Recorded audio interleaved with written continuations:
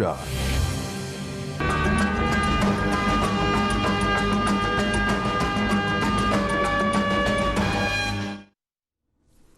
નમસ્તે. આજે શિક્ષક પર્વના 5મા સોપાનમાં વિવિધ રિસીવિંગ સેન્ટર પર બેઠેલા તમામ મિત્રોનું સ્વાગત છે. કેટલાક મિત્રો અન્ય રીતે પણ જોડાયા હશે, રિસીવિંગ સેન્ટર સિવાય પણ વ્યક્તિગત રીતે પણ જોડાયેલા હોય.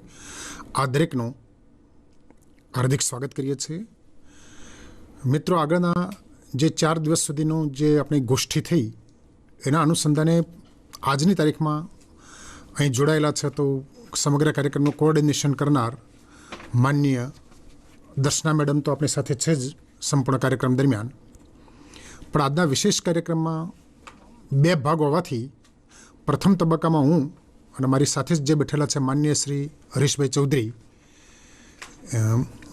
એને હું જે શુક્રવારનો બાકી રહેલો કેટલોક ભાગ પૂરો કરીશું. ત્યાર પછી અખિલભાઈ જે મધ્યની અંદર બિરાજમાન થયેલા છે આપણે જોઈ શકીએ છીએ. તો અખિલભાઈ ઠાકર એમને આગળની જે સોપાન ખરું એ સંભાળી લેશે. હાલના તબક્કે આપણે જે આગળના દિવસોમાં જોયું તો નવી શિક્ષણ નીતિના સંદર્ભમાં જે ફાઉન્ડેશનની વિગતો હતી એ વિગતો જોયા બાદ શુક્રવારે જે વિષય વસ્તુ ડાયરેક્ટ સ્પર્શ કરતી હતી, એટલે કે દાખલા તરીકે પ્રાથમિક શાળાનું શિક્ષણ કે માધ્યમિક શાળાનું શિક્ષણ જેની સાથે આપણો સીધો સંપર્ક છે અને શિક્ષકે કઈ રીતે બદલાવવું પડશે એમાં. યદિ વા વયમ પરિવર્તનમ કર્તુમ ઈચ્છામહ, જો શિક્ષક નહીં બદલાય તો કિંચિતપી પરિવર્તયિતુમ ન શક્નોતિ. એટલે શિક્ષકે ક્યાં ક્યાં બદલાવવું પડશે, કઈ રીતે બદલાવવું પડશે એની વિગતો સમજવાનો પ્રારંભ આપણે શુક્રવારે કર્યો હતો. અને સહજપણે આ પ્રકરણ એ રીતે બહુ લાંબુ હોવાના કારણે એ દિવસમાં પૂર્ણ થઈ શક્યું નહોતું. આજે એક મહત્ત્વના મુદ્દાથી હું શરૂઆત કરવા જઈ રહ્યો છું અને મહત્ત્વનો મુદ્દો છે નેશનલ કરિક્યુલમ ફ્રેમવર્ક, NCF, રાષ્ટ્રીય અભ્યાસક્રમનું માળખું. બંને રીતે વિચારવાનું કે પહેલાં તો આવા રાષ્ટ્રીય કક્ષાના માળખાની જરૂરિયાત કેમ. મિત્રો, ભારતીય બંધારણમાં શિક્ષણ એ કેન્દ્ર અને રાજ્ય સરકાર આ બંનેની સંયુક્ત યાદીમાં છે. જેના કારણે અને આટલા મોટા દેશમાં પણ આપણે જોઈએ તો તમામ જગ્યાએ કોમન પાઠ્યપુસ્તક જ અમલમાં આવી શકે એ સંભાવના જ નથી, શક્ય પણ નથી અને સ્વીકાર્ય પણ નથી કદાચ. એ સંજોગોમાં અભ્યાસક્રમની મૂળભૂત બાબતો એક સરખી રહે સમગ્ર દેશમાં, એ પણ અનિવાર્ય વસ્તુ આપણે સમજી શકીએ.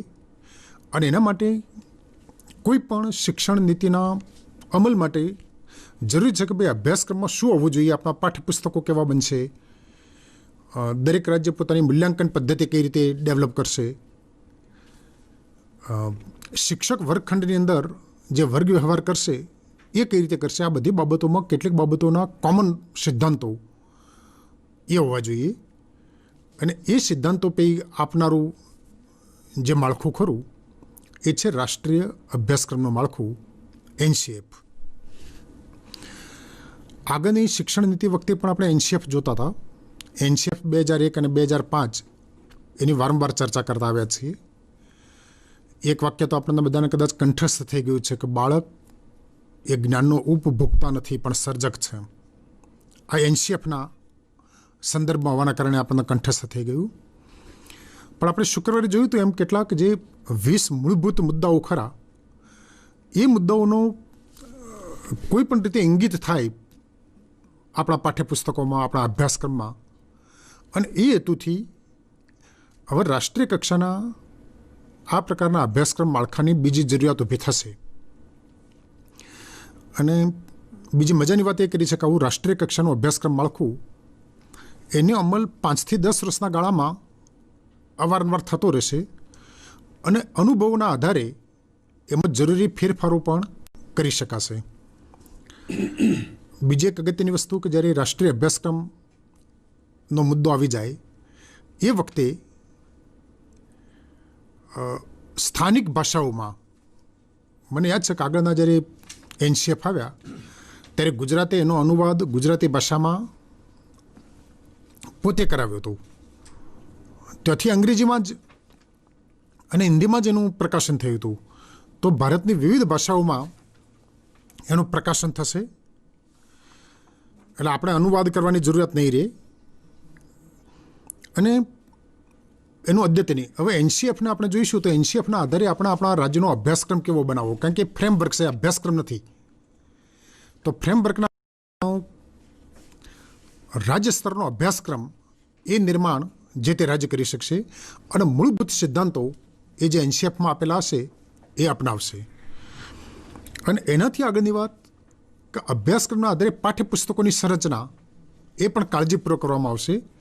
એ મુદ્દો પણ આપણે આગળ કે એમાં કેવી કેવી વસ્તુ હોવી જોઈએ, કઈ રીતે હોવી જોઈએ, NCFમાં કઈ રીતે દર્શાવવામાં આવશે એ વિગત આપણે આગળની સ્લાઇડમાં સમજીશું. મને લાગે છે કે આટલી જે પ્રાથમિક ચર્ચા બાદ હું માન્ય શ્રી હરીશભાઈને વિનંતી કરું કે જે આગળના મુદ્દાઓ ખરા એ મુદ્દા ઉપર વિગતવાર ચર્ચા કરે. હરીશભાઈ. આભાર માન્ય નરેન્દ્રભાઈ. મિત્રો, એક સળંગ ક્રમમાં નરેન્દ્રભાઈએ આખું પ્રકરણ છે મૂકી આપ્યું છે. સૌથી પહેલાં આપણે NEPમાં જોયું એ ફાઉન્ડેશન ઓફ લર્નિંગ, પછીના ક્રમે ફાઉન્ડેશનલ લર્નિંગ, પછીના ક્રમે આઉટ ઓફ સ્કૂલ, ચોથા ક્રમે અભ્યાસક્રમ, અને આ પતશે આજે એટલે એ પછી શિક્ષકનું શરૂ થશે. અભ્યાસક્રમની અંદર પણ શું છે અભ્યાસક્રમ, ટીચિંગ લર્નિંગ પ્રોસેસ એટલે કે પેડાગોજી માં શું હશે એની વાત શુક્રવારે થઈ ગઈ છે. NCF સુધી આવ્યા આપણે. સમગ્ર રાષ્ટ્રમાં પાઠ્યપુસ્તકો અને અભ્યાસક્રમ તૈયાર કરવા માટેનું જે માર્ગદર્શક આપતું માળખું છે એ રાષ્ટ્રીય અભ્યાસક્રમ રૂપરેખા છે. એ અંગેની વાત નરેન્દ્રભાઈએ કરી. અને હવે આગળના ક્રમે આપ સ્લાઇડમાં જોઈ શકશો કે આપણું જે પુસ્તક હશે એ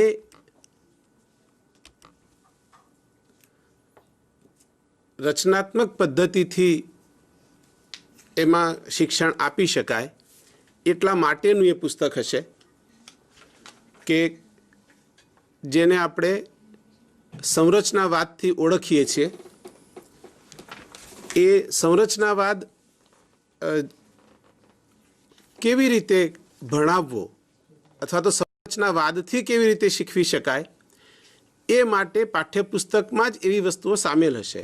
આપણે ગુજરાતના નવા પાઠ્યપુસ્તકોથી પરિચિત છીએ.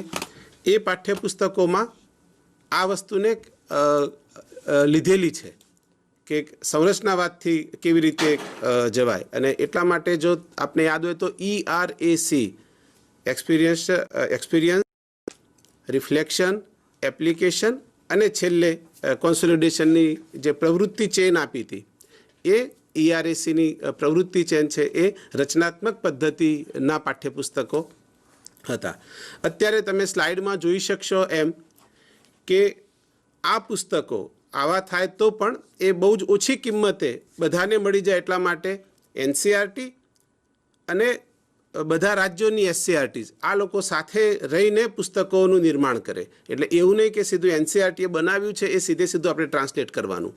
બધી SCERTs પણ એની સાથે જોડાયેલી રહે કે અમારું પુસ્તક આવી રીતે હોય કે જેથી અત્યારે આપણને ક્યાંક ગણિત, સામાજિક વિજ્ઞાન, વિજ્ઞાન અને પર્યાવરણમાં જે થોડીક ટર્મિનોલોજીની મુશ્કેલી આવી રહી છે એ ટર્મિનોલોજીની મુશ્કેલી એટલા માટે છે કે એ ભાષાંતરિત પુસ્તકો છે. એવું ન થાય એટલા માટે પહેલેથી જ રાજ્યો એની સાથે જોડાયેલા હોય એ પ્રકારે પુસ્તક બનશે. લેખકો છે એમને લેખન માટેનું પ્રોત્સાહન તો ખરું જ, પણ એ લોકો સ્થાનિક સામગ્રીનો ઉપયોગ કરી શકે એને માટે એમને પ્રોત્સાહિત કરવામાં આવશે.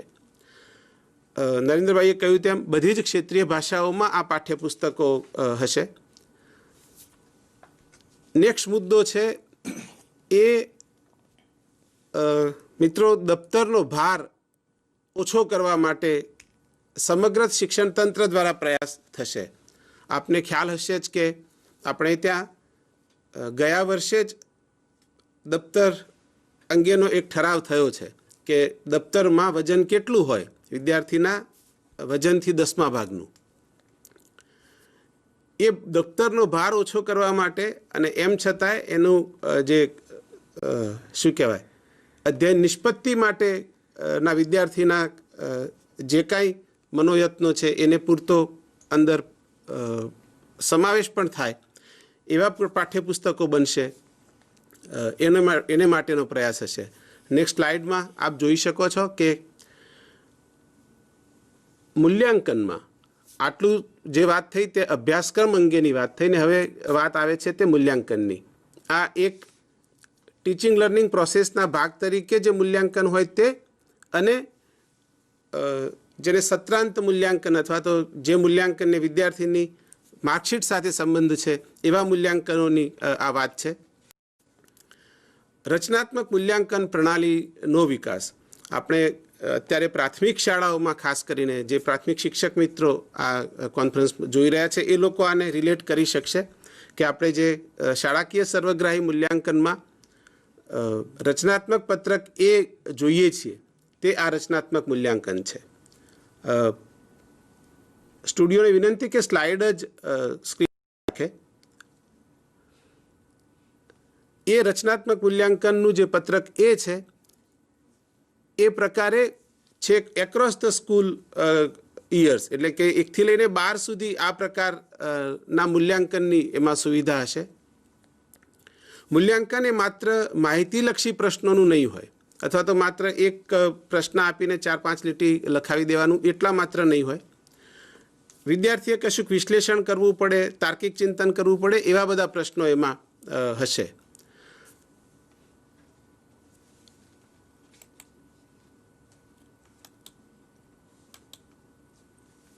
વિદ્યાર્થીના વિકાસ માટે મૂલ્યાંકનમાં પરિવર્તન થશે. મિત્રો, આ બધું જ પરિવર્તન હજુ થશે એવું નથી, કેટલુંક થઈ ગયું છે. ખાસ કરીને RTE આવ્યા પછી આપણે ત્યાં ધોરણ 1 થી 8માં આવા બહુ જ બધા પ્રયાસો થઈ ચૂક્યા છે.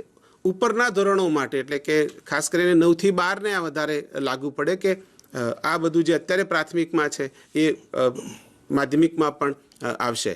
એમાં એક રાષ્ટ્રીય મૂલ્યાંકન કેન્દ્ર હશે કે જે NCERTની સાથે રહીને કામ કરશે. આમાં MHRDની નીચે હશે પણ જે તે રાજ્યમાં જે તે રાજ્યની SCERTની સાથે રહીને કામ કરશે.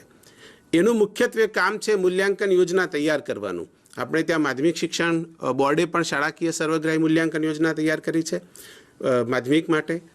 પ્રાથમિક માટે આપણે ત્યાં શાળાકીય સર્વગ્રાહી મૂલ્યાંકનની એક યોજના GCRTએ તૈયાર કરી છે ને એ શાળાઓમાં આપી છે. આખા દેશ માટે આ જે રાષ્ટ્રીય મૂલ્યાંકન કેન્દ્ર છે એ લોકો તૈયાર કરશે. પ્રગતિ કાર્ડ એટલે માત્ર વિદ્યાર્થીની માર્કશીટ નહીં પણ પ્રાથમિક શાળાઓમાં જે આપણું પત્રક છે સર્વગ્રાહી સંગૃહિત મૂલ્યાંકન પ્રગતિ પત્રક કે જેમાં વિદ્યાર્થી ધોરણ 1માં પ્રવેશે ત્યાંથી લઈને છેક 12મા સુધી જાય કે 10મા સુધી જાય ત્યાં સુધી વિદ્યાર્થીની પ્રગતિનો એમાં ચિતાર હોય અને એમાં માત્ર જે તે વિષયના માર્ક હોય એવું નહીં, એમાં કઈ સંકલ્પનામાં એનો કઈ રીતે વિકાસ થયો છે, વિદ્યાર્થીના ભાવાત્મક વિકાસને લગતા પાસા પણ હશે અને સાયકોમોટર પણ હશે. એટલે આપણે BEd કે PTCમાં જે 3 અફેક્ટિવ ડોમેન, કોગ્નિટિવ ડોમેન અને સાયકોમોટર ડોમેન ભણીએ છીએ એ ત્રણેય ડોમેનને લગતી જે બાબતો છે એ આ પ્રગતિપત્રકમાં સમાવિષ્ટ હશે. આ બધું જ મૂલ્યાંકન શિક્ષક કરશે અને એ પરીક્ષા જ લેવાશે એવું નથી. એમાં સ્વમૂલ્યાંકન પણ હશે, સહપાઠી દ્વારા મૂલ્યાંકન હશે, જે છે પ્રોજેક્ટ કાર્ય, ક્વિઝ, રોલ પ્લે વગેરે એના દ્વારા પણ મૂલ્યાંકન એમાં થશે અને અલબત્ત શિક્ષક દ્વારા તો એમાં થશે જ થશે. પરીક્ષાઓને વધારે લચીલી બનાવાશે. લચીલી બનાવવામાં એક અત્યારે તો જે હાલ બોર્ડની પરીક્ષાઓ ચાલે છે એમાં ઘણા મોટા સુધારાની વાત NPE કરી છે. એ થોડીક સરળ હશે. સરળ એટલા માટે હશે કે એમાં ગોખણપટ્ટી નહીં હોય. એમાં વિદ્યાર્થીની જે ક્ષમતા છે કે જે યોગ્યતા છે એનું મૂલ્યાંકન થતું હશે. દાખલા તરીકે ત્રિકોણમિતિ વિદ્યાર્થી શીખે છે તો એ એના તર્ક વિકાસ માટે શીખે છે. બધા જ વિદ્યાર્થીઓ કંઈ એન્જિનિયર થવાનું નથી, અને તો પણ બધા વિદ્યાર્થીઓએ ત્રિકોણમિતિ ભણવાની છે. એનો મતલબ એ કે એના તર્ક વિકાસ માટે ના એમાં દાખલા છે, એની જ એક્સરસાઇઝીસ છે, તો એ પ્રકારનો એનો તર્ક વિકાસ થયો છે, એવું એ લોજિકલ થિંકિંગ કરી શકે છે. તો આવા પ્રકારની ક્ષમતાઓનું અને યોગ્યતાઓનું એમાં મૂલ્યાંકન થશે. બોર્ડની પરીક્ષા 2 વખત થશે, અને 2 વખતનો અર્થ એવો નથી કે દરેક માટે ફરજિયાત છે. એક વખત એક મુખ્ય પરીક્ષા જે છે તે, અને બીજી છે એ કોઈકને જો એવું લાગે કે નહીં હું ફરીથી પણ આપી શકું તો એને માટે આ પરીક્ષા છે. અત્યારે મને લાગે છે કે જે જી પરીક્ષા છે 12મા ધોરણ ગ્રુપ એ વાળાની, એમાં આવી તક છે કે એ 2 વખત પરીક્ષા આપે છે. મિત્રો, એનપીઈમાં આપ જે રાષ્ટ્રીય શિક્ષણ નીતિ છે એમાં તમે જોશો કે દેશમાં અને દુનિયામાં જ્યાં જ્યાં પણ સારું થઈ રહ્યું છે એ બધું અહીંયા સ્વીકારવાનો પ્રયાસ છે. જેમ મેં કહ્યું તેમ પ્રાથમિકમાં શાળાકીય સર્વગ્રાહી મૂલ્યાંકનમાં જે કંઈ સારું થઈ રહ્યું છે એને માધ્યમિકમાં લઈ જવાની વાત છે. એવી જ રીતે પરીક્ષાની તક વિદ્યાર્થીને 2 વખત મળે એ ઝી માટે થાય છે. બીજી કેટલીક બીજા દેશના બોર્ડ છે એમાં પણ આવી સુવિધા છે. એ અહીંયા આપણે ભારતમાં પણ બધા બોર્ડમાં આવું થશે. પરીક્ષાનું એક નવું મોડ્યુલ હશે જેમાં વાર્ષિક પરીક્ષા પણ હશે અને સેમેસ્ટર એન્ડ પણ પરીક્ષા છે. બીજું એક મોડ્યુલર પરીક્ષાઓની એમાં વાત છે. મોડ્યુલર પરીક્ષાઓનો મતલબ એવો છે કે એવા પણ પ્રયાસો ભારતમાં પણ છે અને અન્ય દેશોમાં પણ છે, પણ ખાસ કરીને હાયર એજ્યુકેશનમાં છે કે વિદ્યાર્થી એક્ઝામ ઓન ડિમાન્ડ કરતા હોય છે કે અત્યારે હું ગણિતની પરીક્ષા આપવા માટે સક્ષમ છું, મારી અત્યારે ગણિતની લઈ લો, પછી એ પાછો કહે કે હવે હું ગુજરાતીની પરીક્ષા આપીશ. તો આવા પ્રકારના જુદા જુદા મોડ્યુલર પરીક્ષાઓની પણ આમાં જોગવાઈ છે જે થઈ શકે એવું છે. દરેક મૂલ્યાંકનમાં આપણે ત્યાં જેમ ભૂતકાળમાં 2 ગણિત હતા 10મામાં કે જેને વિજ્ઞાન પ્રવાહમાં જવું હોય તે વિદ્યાર્થી હાયર ગણિત લે અને જેને સામાન્ય પ્રવાહમાં જવું હોય તે વાણિજ્ય ગણિત લે. 2 જુદા ગણિત હતા. અહીંયા જે તે પરીક્ષાને જ આવી રીતે 2 સ્તરમાં રાખવાની છે કે જેણે સામાન્ય સ્તરની આપવી હોય તે સામાન્ય સ્તરની આપે ને જેને હાયર ઓર્ડર પરીક્ષા આપવી હોય તે હાયર ઓર્ડર આપે. આ બધું જ અગાઉ વાત થઈ તેમ એક મૂલ્યાંકન બોર્ડની રચના જે 2020-21માં એટલે કે ચાલુ વર્ષે થવાની છે એમાંથી જ માર્ગદર્શન થઈને આપણી પાસે આવશે. ગત વર્ષે જે આરટીઈ એક્ટમાં ફેરફારો થયા એમાં ધોરણ 5 અને 8માં પરીક્ષા લેવાની વાત હતી. હવે એમાં થોડોક ફેરફાર આપણે માટે લાગુ પડશે. તે એ છે કે 3, 5 અને 8માં આવી પરીક્ષા લેવાશે, અને પણ એ યોગ્ય ઓથોરિટી દ્વારા લેવાશે. કદાચ શાળાની જ પરીક્ષા હોય તેવું નહીં. ગુજરાતમાં આપણને આ નવું નહીં લાગે, કારણ કે આપણે તો 3 થી 8 બધી જ પરીક્ષાઓનું સંચાલન છેલ્લા 1-2 વર્ષમાં થોડુંક એવું કેન્દ્રીકૃત થયું છે, જેમાં કોમન પ્રશ્નપત્રો છે, કોમન ટાઈમ ટેબલ છે. અહીંયા 3, 5 અને 8 માટે આખા દેશમાં આ રીતે આ લાગુ થશે. ધોરણ 3માં જે આપણે અગાઉ વાત કરી ગયા છે ફાઉન્ડેશનલ લર્નિંગમાં કે મૂળભૂત વાંચન લેખન ગણનના કૌશલ્યનો એમાં ભાર હશે એની પરીક્ષામાં. પણ ઉપરના જે ધોરણો છે ત્યાં જ માત્ર કૌશલ્યો કે પ્રાયોગિક એવું નહીં આવે. વાસ્તવિક પરિસ્થિતિ અનુસારની પરીક્ષા પણ હશે. આ પરીક્ષાને તમે ક્રિયાત્મક કસોટી સાથે જોડી શકો, જે આપણે ત્યાં વર્ષોથી અમલમાં છે કે વિદ્યાર્થીની લેખિત, મૌખિક અને ક્રિયાત્મક કસોટી. તો વિદ્યાર્થી શું કરવા સક્ષમ છે એવું જ્યારે કહીએ ત્યારે એ કશું કરી શકવું હોય જોઈએ, અને કરી શકે છે કે નહીં એની નોંધ પણ એના પ્રગતિપત્રકમાં હોય. એટલે એવા પ્રકારનું પણ જેને પ્રાયોગિક મૂલ્યાંકન કહીએ છીએ એવું આમાં આવશે. અહીંયા મૂલ્યાંકનનો હેતુ છે મિત્રો એ ખાલી શિક્ષણના વિકાસ માટેનો છે. વિદ્યાર્થીને પાસ નાપાસ કરવા એ એનો મુખ્ય હેતુ નથી. એ સતત આપણા ધ્યાનમાં રહે. એક કેન્દ્રીય મૂલ્યાંકન સંસ્થા પરખ નામની સંસ્થા એની જોગવાઈ આમાં થઈ છે. Performance assessment review and analysis of knowledge four holistic development. આ એક સંસ્થા છે એ આખા દેશ માટે એક કોમન મૂલ્યાંકનનું ફ્રેમવર્ક વિકસાવશે અને એના માપદંડ અથવા તો ઇન્ડિકેટર્સ વિકસાવશે. એની સાથે સાથે આપણે જે નેશનલ એચિવમેન્ટ સર્વે થાય છે, ગુજરાતમાં પણ જેમ સ્ટેટ એસેસમેન્ટ સર્વે થાય છે, આપણે ગેપ તરીકે જેને વર્ષોથી ઓળખતા આવતા હતા, એવું બીજા રાજ્યોમાં પણ થશે. પણ આ રાજ્ય અને કેન્દ્રના જે આ એચિવમેન્ટ ટેસ્ટ જે થાય છે એનું સંચાલન આ પરખ નામની સંસ્થા કરશે. અને એને આધારે એમાં કંઈક મૂલ્યાંકનમાં ફેરફાર કરવાના છે, પેડાગોજીમાં કોઈ ફેરફાર કરવાના છે, એનું માર્ગદર્શન પણ પરખ આપશે. એટલે મૂલ્યાંકનના જે પરિણામો હશે એનો ઉપયોગ એ હંમેશા વિદ્યાર્થીના વિકાસ માટે હશે, શાળાના વિકાસ માટે હશે, શિક્ષણના વિકાસ માટે હશે.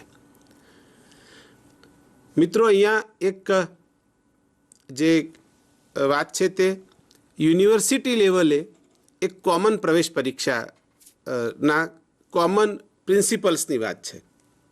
થોડી યુનિવર્સિટીને લાગુ પડે છે એટલે બહુ ડિટેલમાં નહીં જઈએ, પણ અત્યારે જી કે નીટ લેવાય છે. કેટલીક યુનિવર્સિટીઓ જે આઈઆઈટી જેવી સંસ્થાઓ છે એ પોતાની પેલી પ્રવેશ પરીક્ષા લે છે. આપણે ત્યાં ગુજરાત વિદ્યાપીઠમાં બીએડની પ્રવેશ પરીક્ષા એની પોતાની છે. તો આ બધા માટે કેવી એ પરીક્ષા હશે તો કેવી હશે, એના કોમન પ્રિન્સિપલ્સ આપણને આ પરખમાંથી મળશે કે દરેક જગ્યાએ પ્રવેશ પરીક્ષા હશે તો કેવી હશે. અને આને માટે જ એક નેશનલ ટેસ્ટિંગ એજન્સી એવી બનશે. આમાં માત્ર અત્યારે જે પરંપરાગત રીતે લેવાય છે એવા સાક્ષરી વિષયોની જ લેવાશે એવું નહીં. એમાં કલાઓ પણ હશે અને વ્યાવસાયિક કૌશલ્યો આપણે જેને કહીએ છીએ એની પરીક્ષા પણ આ એનટીએ દ્વારા લેવાશે અને વર્ષમાં 2 વાર લેવાશે. એની અંદર સંકલ્પનાઓની સમજ અને જ્ઞાનનો ઉપયોગ એવા જ પ્રશ્નો હશે. એટલે હવે જે નરેન્દ્રભાઈ કહેતા હતા તેમ પાઠ્યપુસ્તકો જુદા હોય તો પણ લર્નિંગ આઉટકમ એક હોવાને કારણે, કોન્સેપ્ટ્સ એક હોવાને કારણે બધા જ બાળકો કોમન પરીક્ષા આપી શકે. આપને ખ્યાલ હશે કે પીસા નામની જે કસોટી છે એ આંતરરાષ્ટ્રીય લેવલે લેવાય છે અને એ કસોટી એવી રીતે લેવાય છે કે આખી દુનિયાનું કોઈ પણ બાળક, એટલે 15 વર્ષનું બાળક એ પરીક્ષા આપી શકે. એવું ના કહી શકે કે આ મારા કોર્સની બહાર છે, કારણ કે એને જે જ્ઞાન જેટલું છે એના ઉપયોગની જ એમાં વાત છે. મિત્રો, આનાથી પોલિસીમાં જ એવું કહ્યું છે કે જે પરીક્ષાલક્ષી ટ્યુશન ચાલે છે એ જરૂરિયાત તો વિદ્યાર્થીઓની બંધ થઈ જશે. અત્યારે કેટલાક ટ્યુશન્સ એવા જ છે જે જીનું જ ટ્યુશન કરાવતા હોય, માત્ર નીટનું જ ટ્યુશન કરાવતા હોય, અમુક પ્રકારની આઈઆઈટીમાં જવા માટેનું જ ટ્યુશન કરાવતા હોય. એ બધું ખતમ થઈ જશે, કારણ કે એનો અભ્યાસક્રમ અને મૂલ્યાંકન બધું નેશનલ લેવલે એવી રીતે ગોઠવાશે કે એ સામાન્યતઃ શાળાનો ભાગ બનશે અને ગોખણપટ્ટી નીકળી જશે. એટલે જે ટ્રિક્સ જે ટ્યુશનવાળા શીખવે છે એવી ટ્રિક્સ આમાંથી નીકળી જશે. એક બીજું મિત્રો સારું એ થવાનું છે કે વિદ્યાર્થીઓને જેમાં રસ હોય આ વિષયોની પસંદગી થઈ શકશે. આને વિશે પછીના એક પ્રકરણમાં પણ વાત આવે છે, પણ આ ખાસ કરીને તો હાયર એજ્યુકેશનને વધારે લાગુ પડે છે. આપણે ત્યાં એવો થોડોક પ્રયાસ થયો છે કેટલાક વર્ષો પહેલાં, જેને સપ્તધારા એવા કાર્યક્રમને નામે ઓળખવામાં આવતો હતો, કે વિદ્યાર્થી બીએસસી કરતો હોય પણ તો પણ સપ્તધારા એટલે 7 જુદા જુદા ક્ષેત્રો, એમાં સંગીત, ચિત્ર, શારીરિક શિક્ષણ વગેરેના બધા મુદ્દાઓ હોય એવા પ્રકારનું વિદ્યાર્થીને ભણવાનું મળે. અને ક્રેડિટ બેઝ ચોઇસ સિસ્ટમ જ્યારે અમલમાં આવી યુનિવર્સિટી લેવલે, ત્યારે આ વસ્તુઓ ત્યાં હતી. હવે એ બધા જ રાજ્યોમાં એ સરખી રીતે આવશે. એનો અર્થ એવો થાય છે કે બીએસસી ગણિત સાથે થનાર કોઈ વિદ્યાર્થી એના એક સબ્જેક્ટ તરીકે પોતાના શોખ કે રુચિ અનુસાર ચિત્રને રાખી શકે, સંગીતને રાખી શકે, ઇતિહાસ રાખી શકે. તો આ એક બહુ મહત્ત્વનું અને ક્રાંતિકારી પગલું છે, જે પછીના ચેપ્ટરમાં પણ આવશે ત્યારે ડિટેલ એની વાત થશે. દરેક વિદ્યાર્થીને એક પોર્ટફોલિયો હશે મિત્રો. આ પોર્ટફોલિયો એટલે જે પત્રક એની અગાઉ વાત થઈ, પ્રગતિ પત્રકની જે વાત થઈ, એમાં મદદ કરનારો છે. આ આપણને લાગુ પડે છે, વધારે લાગુ પડે છે. ધોરણ 1 થી એક બાળક પ્રવેશ્યું છે, એ પ્રવેશ્યા પછી એનો વિકાસ કઈ રીતે થયો છે એ અત્યારે તો આપણે પત્રક ઈમાં એ સાચવવાનો હોય છે.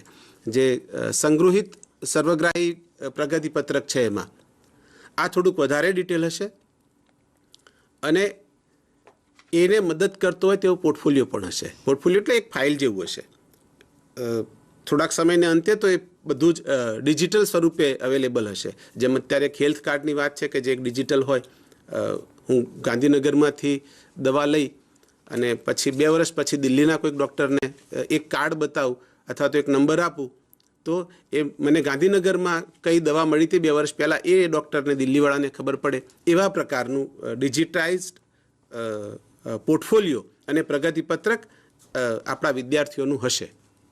જેને કારણે જે આ વિદ્યાર્થી જે શિક્ષક પાસે ગયો છે એને જૂનું એવું શું શું શીખવાનું બાકી છે અથવા તો એના કયા રસ અને રુચિ ક્ષેત્રો છે એની શિક્ષકને ખબર પડી શકે. એથી કરીને વિદ્યાર્થીઓને એમની રુચિ મુજબ એમની ટેલેન્ટ મુજબ જે તે જગ્યાએ પ્રવેશ આપી શકાય.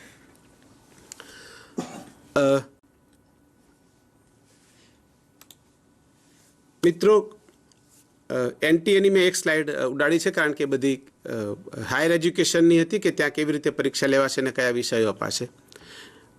પછીનો મુદ્દો છે એ આમ તો છેલ્લો મુદ્દો કહેવાય આ પ્રકરણનો એ આ છે એ પ્રતિભાશાળી વિદ્યાર્થીઓ તેજસ્વી વિદ્યાર્થીઓ છે એમને માટેની સહાય. અત્યારે કેટલીક પરીક્ષાઓ છે માત્ર જ્યાં એને સ્કોલરશિપ મળે છે. એ સિવાય તેજસ્વી વિદ્યાર્થીઓ માટે બહુ બધું આપણે કરતા હોય તેવું નથી આખા દેશમાં. એમને માટેની જોગવાઈઓ આ નવી નીતિમાં છે, રાષ્ટ્રીય નીતિમાં છે. આવી જે બાય બર્થ કેટલાક જે ટેલેન્ટેડ છોકરા છોકરીઓ હોય એમને શોધવા અને એમને વિકસાવવા એને માટે જેટલું જરૂર હોય તેટલું શિક્ષણ તંત્ર એમને મદદ કરે, જેથી કરીને વિદ્યાર્થી પોતાનો વિકાસ પોતાની રુચિના ક્ષેત્રમાં, પોતાના રસના ક્ષેત્રમાં અને પોતાની યોગ્યતા મુજબ એ કરી શકે. આ થાય એટલે આ બધા વિદ્યાર્થીઓ માટે નહીં હોય. દાખલા તરીકે કોઈ વિદ્યાર્થી સંગીતમાં ખૂબ સારા છે તો બધા જ વિદ્યાર્થીઓ સંગીત ફરજિયાત એ લેવલનું ભણવું એવું નહીં. પણ આ વિદ્યાર્થી જે સંગીતમાં ખૂબ આગળ છે એને એની રીતનું, એની કક્ષાનું ઇનપુટ પણ તંત્ર દ્વારા મળશે. એટલે આ એક બહુ મહત્ત્વની જોગવાઈ છે કે જે વિદ્યાર્થીઓ સંગીતમાં એને થોડુંક વધારે શીખવાની જરૂર હશે તો એને એવું પ્લેટફોર્મ તંત્ર દ્વારા જ મળશે. આવા બાળકો સાથે કેવી રીતે કામ કરવું એનું શિક્ષણ શિક્ષક પ્રશિક્ષણમાં સામેલ થશે. એટલે કે બીએડના અભ્યાસક્રમમાં આ બાબતો પર પણ ભાર અપાશે કે આવા બાળકોને કેવી રીતે તમે શીખવી શકો. આપણે ત્યાં જે સ્પેશિયલ બીએડ ચાલે છે મિત્રો એમાં દિવ્યાંગ બાળકોના શિક્ષણની વાત હોય છે. આપણા સામાન્ય બીએડમાં વધારે પડતી વાત હોય છે પાછળ રહી જતા બાળકોની કે જે શૈક્ષણિક રીતે થોડાક નબળા છે એવા બાળકોને આપણે આવરી લઈ શકીએ છીએ. પણ એવા બાળકોનું શું જે લોકો બહુ તેજસ્વી છે, જે જન્મજાત જ એવી યોગ્યતા લઈને આવ્યા છે તો એમને ઇનપુટ આપવા માટેની પણ આમાં વાત હશે. એને માટેની જે કંઈ સામગ્રી જોઈએ, જે માર્ગદર્શન જોઈએ, જે પ્રોત્સાહન જોઈએ, જે આર્થિક રીતે હોય કે બીજી રીતે હોય એવું પ્રોત્સાહન મળશે. દરેક શાળાઓમાં વિષય આધારિત અને પ્રોજેક્ટ આધારિત એવા મંડળો હશે. આપણે ત્યાં થોડાક વર્ષો પહેલાં એટલે 10 વર્ષ પહેલાં science club, maths club, language club આવી ક્લબો ઉચ્ચતર પ્રાથમિક શાળાઓમાં હતી. આવી ક્લબ અને તેજસ્વી વિદ્યાર્થીઓ જેમાં સારી રીતે કોન્ટ્રીબ્યુટ કરી શકે, એમને ચેલેન્જ મળી શકે અને એ ચેલેન્જને એ લોકો ઉપાડી શકે એ પ્રકારની ક્લબની વ્યવસ્થા આપણી શાળાઓમાં થશે, જેથી કરીને આવી જે વિશેષ પ્રતિભાવાળા બાળકો છે એમને પૂરતું અને યોગ્ય એવું પ્લેટફોર્મ મળે. મિત્રો, આ આખો જે સમગ્ર કાર્યક્રમ થવાનો એમાં એ હશે મેરિટ આધારિત, પણ ટેસ્ટ તો હશે કે દરેક વિદ્યાર્થીની આગળ જવાની યોગ્યતા શું છે, એની અભિયોગ્યતા શું છે જેમાં એને આગળ જવું જોઈએ. તો એ પ્રકારની એમાં વાત હશે. ટૂંકમાં મિત્રો, આ યોગ્યતાવાળા વિદ્યાર્થીઓ માટેની આ છેલ્લી એક જોગવાઈ અને છેલ્લી સ્લાઇડની વાત કરીને વાત પૂરી કરીએ. ઓલિમ્પિયાડો જશે. અત્યારે જો આપને ખ્યાલ હોય તો ગણિતનો ઓલિમ્પિયાડો યોજાય છે અને આપણે ત્યાં ગુજરાતમાં એનું નેતૃત્વ છે તે ગુજરાત યુનિવર્સિટીનું જે ગણિત શાસ્ત્ર ભવન છે ત્યાંથી થાય છે. કેટલાય બાળકો આપણા ગણિતના ઓલિમ્પિયાડમાં ભાગ પણ લે છે. અલબત્ત આપણા સુધી એ બહુ પહોંચ્યું નથી, પણ હવે આ ઓલિમ્પિયાડ છે એ આપણી બધી જ સરકારી શાળાઓ સુધી પહોંચશે અને યોગ્ય બાળકો આ ઓલિમ્પિયાડ સુધી જશે અને ઓલિમ્પિયાડમાં જશે એટલે એને ખૂબ બધું પ્રોત્સાહન મળશે અને ખાસ તો એને કોલેજમાં પણ જો પ્રવેશ લેવો હોય તો આના સ્પેશિયલ કંઈક આનો ભારાંક હશે કે એણે ઓલિમ્પિયાડમાં ભાગ લીધો છે તો ઓલિમ્પિયાડમાં એણે આટલું ગુણાંકન મેળવ્યું છે. એટલે આવા બધા બાળકો માટેની પણ આ જોગવાઈ આ નવી નીતિમાં, નવી શિક્ષણ નીતિમાં એની વાત કરવામાં આવી છે. મિત્રો, રાષ્ટ્રીય શિક્ષણ નીતિ 2020 સંદર્ભે પ્રકરણ 4 એટલે કે અભ્યાસક્રમ અને મૂલ્યાંકન એને વિશેની આટલી વાત કરીને હવે આપ સૌનો આભાર માનીને માન્ય અખિલભાઈને આગળની વાત કરવા વિનંતી. માનનીય અખિલભાઈ. નમસ્કાર. પ્રકરણ 4માં આપણે અભ્યાસક્રમ, પાઠ્યપુસ્તક અને મૂલ્યાંકન વિશે જોયું. પ્રકરણ 5 જે આપ સૌને સીધી રીતે સ્પર્શે છે એ જોવા જઈ રહ્યા છે ત્યારે શુક્રવારે કેન્દ્ર કક્ષાએથી રજૂઆત થઈ. તેમાં શિક્ષકોને નવી શિક્ષણ નીતિના પથ પ્રદર્શક અને બ્રાન્ડ એમ્બેસેડર તરીકે નિયુક્તિ આપી દેવામાં આવી છે. ત્યારે શિક્ષકોની ભરતી, તેમની બઢતી, તેમની તાલીમ, સ્થાનિક કક્ષાના જે લોકો છે એમનો શિક્ષણમાં ઉપયોગ વગેરે આ પ્રકરણમાં આપણે જોવા જઈશું.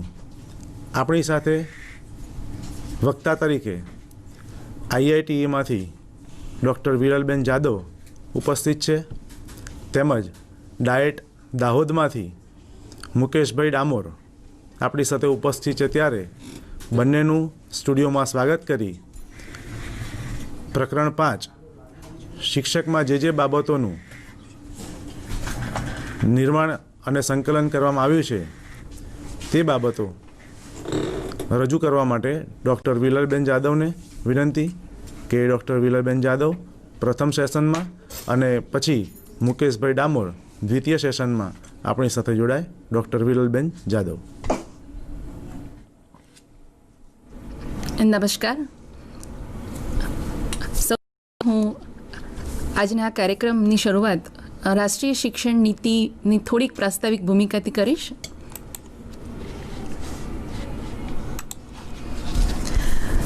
સૌ પ્રથમ જો વાત કરું તો રાષ્ટ્રીય શિક્ષણ નીતિ 2020 એ ભારતની આ ત્રીજી નીતિ છે.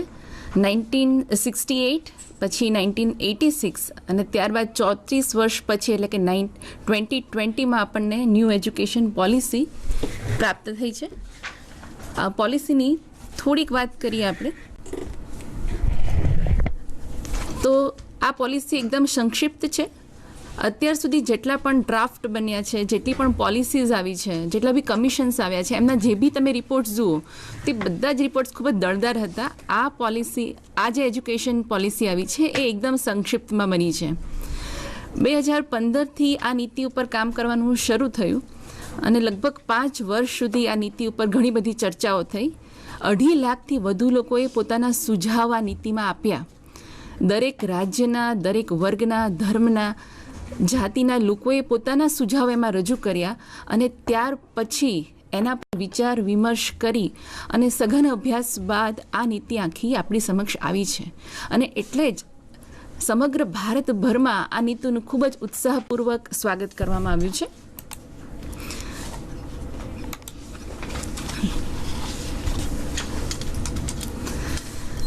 આ નીતિનો મુખ્ય ઉદ્દેશ શું છે એની વાત કરીએ તો નીતિનો જે બેઝિક એનો જે મુખ્ય ઉદ્દેશ છે એ છે કે આપણે એક એવા નાગરિકોનું નિર્માણ કરવાનું છે કે જે વિચારથી, બૌદ્ધિકતાથી અને કાર્ય વ્યવહારથી ભારતીય બને.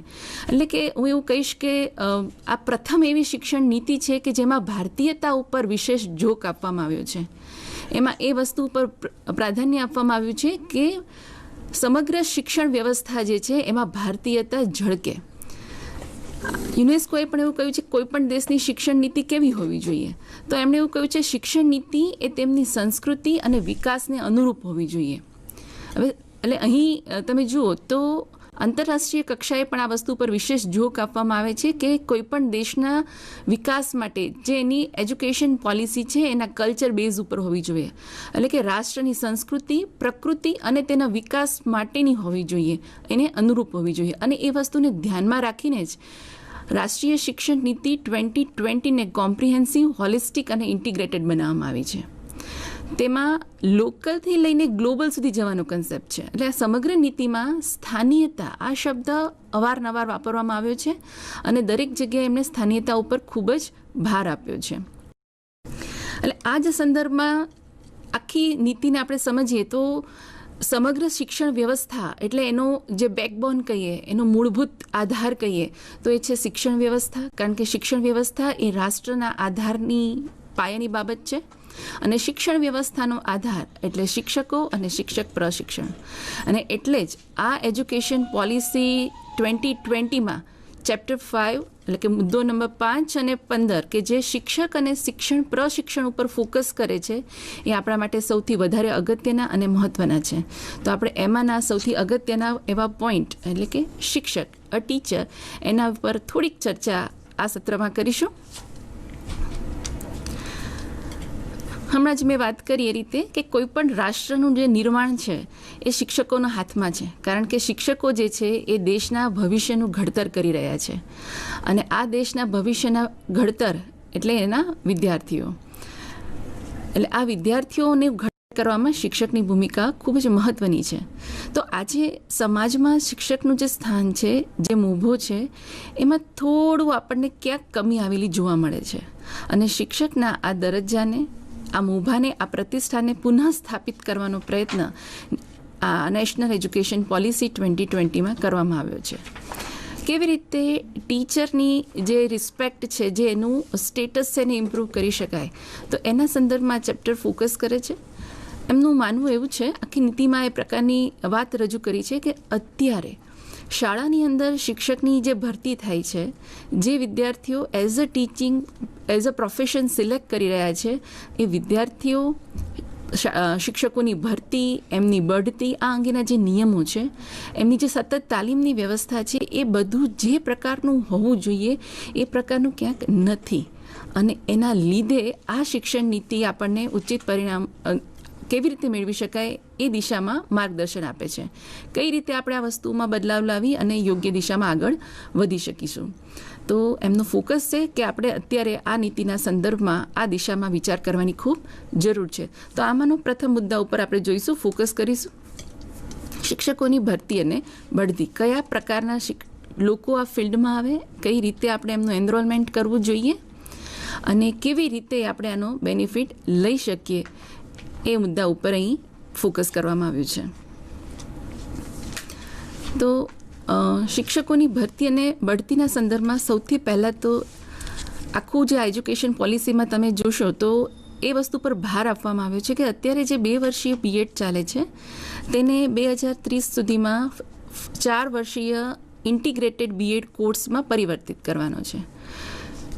અને ખાસ કરીને સ્થાનિક લેવલ ઉપર શિક્ષકો ઉપલબ્ધ મળી રહે, આપણને બની રહે, જરૂરી શું છે? તો ગ્રામ્ય કક્ષાના લોકો આ ફિલ્ડમાં જોડાય એ ખૂબ જરૂરી છે. તો આ વસ્તુને ધ્યાનમાં રાખીને એવું ભલામણ કરવામાં આવે છે કે સ્થાનિક લોકો, ગ્રામ્ય કક્ષાના પણ વિદ્યાર્થીઓ 4 યર ઇન્ટિગ્રેટેડ કોર્સમાં જોડાય અને આ માટે તેજસ્વી વિદ્યાર્થીઓને શિષ્યવૃત્તિનો લાભ પણ પ્રાપ્ત થાય. અને એટલું જ નહીં, પણ એક વખત એ લોકો આ કોર્સમાં જોડાયા બાદ, એમના ડિગ્રી પ્રાપ્ત કર્યા બાદ એમને સ્થાનિક કક્ષાએ રોજગારની તકો પણ ઉપલબ્ધ થઈ જાય.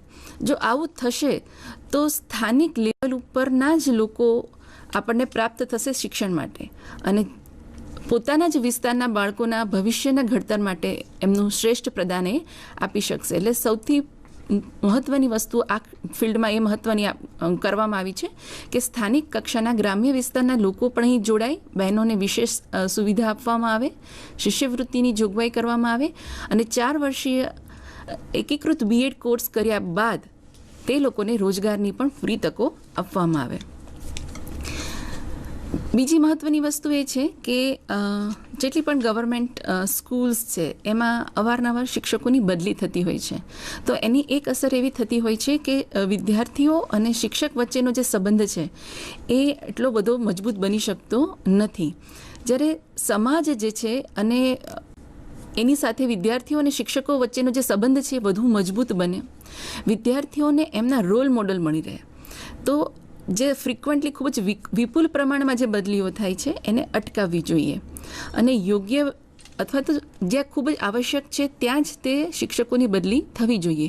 અને આના માટે પણ આખી એક સોફ્ટવેર બેઝ વ્યવસ્થા ઊભી કરવામાં આવશે કે કેવી રીતે શિક્ષકોની બદલી હાથ ધરવી. એટલે અત્યારે જે સતત બદલતા શિક્ષકોના લીધે શિક્ષક અને વિદ્યાર્થી અને સમાજ વચ્ચે જે એક એકાત્મ ભાવ કેળવાવો જોઈએ, જે એક રોલ મોડલ બનવું જોઈએ, એ નથી મળી શકતું. એ અસરને દૂર કરવા માટે આ વ્યવસ્થામાં પણ પરિવર્તન કરવામાં આવશે.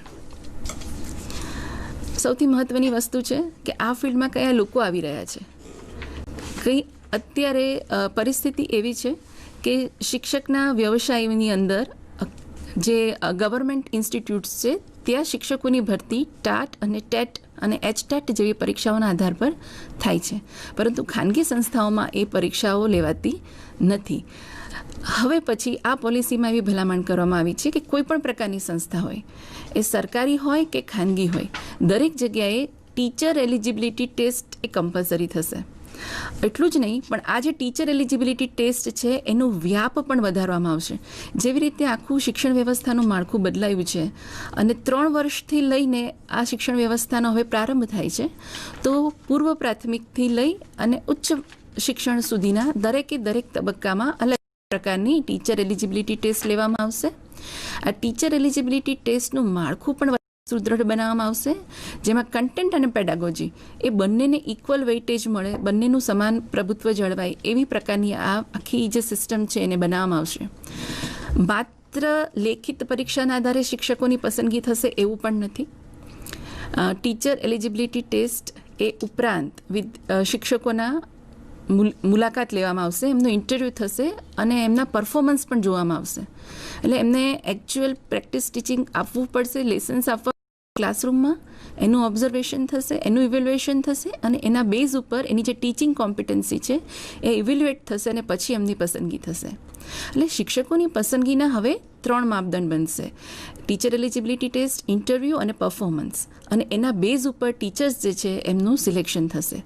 બીજી એક મહત્ત્વની વસ્તુ એ પણ એમાં ફોકસ કરવામાં આવી છે કે જ્યારે ટીચરની પસંદગી થાય ત્યારે તે સ્થાનિક ભાષા અથવા તો કે લોકલ ભાષાનો જાણકાર હોય એ અતિ આવશ્યક છે. કારણ કે આખી આ જે શરૂઆતમાં જ મેં વાત કરી એમ આ પોલિસીમાં ભારતીયતાને તત્વને ઉમેરવામાં આવ્યું છે અને સમગ્ર વિશ્વમાં માતૃભાષામાં શિક્ષણ, સ્થાનિક ભાષામાં શિક્ષણની હિમાયત કરવામાં આવી છે. એટલે વિદ્યાર્થીની સમસ્યાને સમજી શકે, વિદ્યાર્થીને સમજાવી શકે એ માટે વિદ્યાર્થી જે ભાષા બોલે છે એ ભાષા શિક્ષકને આવડે એ અતિ આવશ્યક છે. તો આ બધી જ બાબતો શિક્ષકની પસંદગી વખતે ધ્યાનમાં રાખવામાં આવશે અને એના આધારે શિક્ષકોની પસંદગી થશે. અત્યારે આપણી સમક્ષ બહુ મોટી સમસ્યા છે શિક્ષકોની પૂરતા પ્રમાણમાં ભરતી. ઘણી બધી શાળાઓ એવી છે કે જ્યાં પૂરતા પ્રમાણમાં શિક્ષકો નથી, દરેક વિષયોના શિક્ષકો પણ નથી. તો આ માટે આ પોલિસીમાં એક એવું સૂચન કરવામાં આવ્યું છે કે આપણે એકબીજાનો સહયોગ લઈશું. એટલે એવું બની શકે, ધારો કે કલા છે, શારીરિક શિક્ષણ છે કે વ્યવસાયિક શિક્ષણ છે, ભાષા છે, આવી બધા વિષયો માટે શાળા જે છે એ પોતાના સમગ્ર સંકુલ માટે અથવા તો નજીકની શાળાઓ વચ્ચે શિક્ષકોની ભાગીદારી થઈ શકે, જેથી કરીને જે શિક્ષકોની કમી છે એ નિવારી શકાય. એટલે જેવી રીતે શેરિંગ ઓફ રિસોર્સની વાત હતી ને, એવી જ રીતે હવે શેરિંગ ઓફ ટીચર એ મુદ્દા પર પણ અહીં ભાર આપવામાં આવ્યો છે કે જેથી કરીને આપણે જે શિક્ષકો છે એની જે કમી છે એના ઉપર ધ્યાન આપી શકીએ અને એની પૂર્તતા કરી શકીએ. બીજી એક અગત્યની વાત આ પોલિસીની જે ખાસિયત છે સ્થાનિકતા, લોકલ ટુ ગ્લોબલ જવાની વાત છે. એટલે જ્યારે વ્યક્તિને આપણે વૈશ્વિક માનવી બનાવવા જઈ રહ્યા છીએ ત્યારે એના મૂળિયા એની સ્થાનિક ભૂમિ સાથે જોડાયેલા રહે એ પણ એટલું જ આવશ્યક છે. કારણ કે આપણે સંસ્કૃતિને જાળવીને પછી આપણે ગ્લોબલ સિટીઝનશીપ તરફ જવાનું છે. તો આ સંદર્ભમાં જો ટીચર્સની વાત કરીએ તો આપણી આસપાસ એવું બની શકે કે એવા ઘણા બધા તજજ્ઞો હોય, એવા સ્થાનિક લોકો હોય કે જેઓ એક વિશેષ આગવું નોલેજ ધરાવે છે, એ સ્થાનિક સંસ્કૃતિનું જ્ઞાન ધરાવે છે, એની કલાઓના એ જાણકાર છે, એની પરંપરાઓ એ વ્યક્ત કરી શકે છે. તો આવા જે સ્થાનિક લોકો છે, જે સ્થાનિક વિશેષજ્ઞો છે, એમનો લાભ સ્કૂલોએ લેવો જોઈએ. અને શાળા આવા તજજ્ઞોને, આવા સ્થાનિક લોકોને પોતાની શાળામાં આમંત્રિત કરે અને તેમના જ્ઞાનનો લાભ વિદ્યાર્થીઓ સુધી પહોંચે એ અતિ આવશ્યક છે, જેથી કરીને જે કંઈ પણ સ્થાનિક જરૂરિયાત છે જે એને સમજી શકાય અને એમને ન્યાય પણ આપી શકાય અને આપણા સંસ્કૃતિના વારસા વહન પણ કરી શકાય. તો આ પણ એક બહુ જ અગત્યનો મુદ્દો આ શિક્ષકોની સાથે સંકળાયેલો છે. અને પછીની મુદ્દાની વાત કરીએ તો કે શિક્ષકોની સંખ્યા કેવી રીતે ડિસાઇડ કરવી, તો એના માટે એક આખું પ્લાન ઓફ એક્શન ઘડાઈ રહ્યું છે કે આગામી 2 દાયકામાં સોફ્ટવેર બેઝ આખી એવી વ્યવસ્થા ઊભી થશે કે દરેક જગ્યાએ વિષય દીઠ કેટલા શિક્ષકોની આવશ્યકતા છે તેનું એક આકલન થશે. અને જેટલા વિષયોના જેટલા પ્રમાણમાં શિક્ષકોની આવશ્યકતા હશે એટલા જ પ્રમાણમાં એટલા જ શિક્ષકોને તાલીમ પણ મળી રહે એ જોવામાં આવશે. એટલે ઇનપુટ અને આઉટપુટ આ બંનેનો જે રેશિયો છે એ બેલેન્સ થાય. એટલે માંગ અને ભરતી આ બંનેને બેલેન્સ કરવાનો પ્રયત્ન કરવામાં આવશે. એટલે આખો આંકડાઓનું આકલન થશે કે કેટલા શિક્ષકોની જરૂર છે અને એ જ પ્રમાણે જે ટ્રેનિંગ પ્રોગ્રામ્સ છે એમાં વિદ્યાર્થીઓને અંદર એન્ટર કરવામાં આવશે. તો આ કેટલાક મુદ્દાઓ હતા કે જે શિક્ષકોની ભરતી અને તેમની બઢતીના સંદર્ભમાં હતા કે જેના દ્વારા આપણે કેવી રીતે શિક્ષકોની જે ગુણવત્તા છે એને જાળવી શકીએ. પછીની વાત આપણે કરીએ વર્ક કલ્ચરની, એટલે કે શાળાની અંદરનું જે એન્વાયરમેન્ટ છે જેમાં શિક્ષકો, વિદ્યાર્થીઓ, આચાર્યો બધા જ સ્ટેક હોલ્ડર સંકળાયેલા છે અને કેવા વાતાવરણનું નિર્માણ કરવું જોઈએ. તો સૌથી મહત્ત્વની વાત એમાં એવી ફોકસ કરવામાં આવી છે કે અત્યારે જે કાર્ય સંસ્કૃતિ છે, જે વર્ક કલ્ચર છે, એને આપણે જડમૂળથી બદલી અને એક ઉમદા કલ્ચરને વિકસાવવાની જરૂર છે. એમનું માનવું એવું છે કે શાળાની અંદર આપણે જોઈએ તો વિદ્યાર્થી હોય, એમના વાલી છે, શિક્ષકો છે, આચાર્ય છે અને બીજા અન્ય કર્મચારીઓ છે. તો આખો જે આ સમુદાય છે એ બધા જ સાથે મળી અને એક એવા વાતાવરણનું નિર્માણ કરે કે જે દરેકનો મુખ્ય હેતુ શું હોય તો કે એ નિશ્ચિત કરવાનો છે કે દરેક બાળક શીખી રહ્યું છે. અહીં હું ફોકસ કરીશ શબ્દ ઉપર કે દરેક બાળક શીખી રહ્યું છે. જનરલી એવું થતું હોય છે કે અમુક બાળકો તો સેલ્ફ લર્નર હોય છે, કોઈ પણ પ્રકારના પ્રોત્સાહન કે મોટિવેશન વગર એ લોકો લર્નિંગ કરતા જ હોય છે.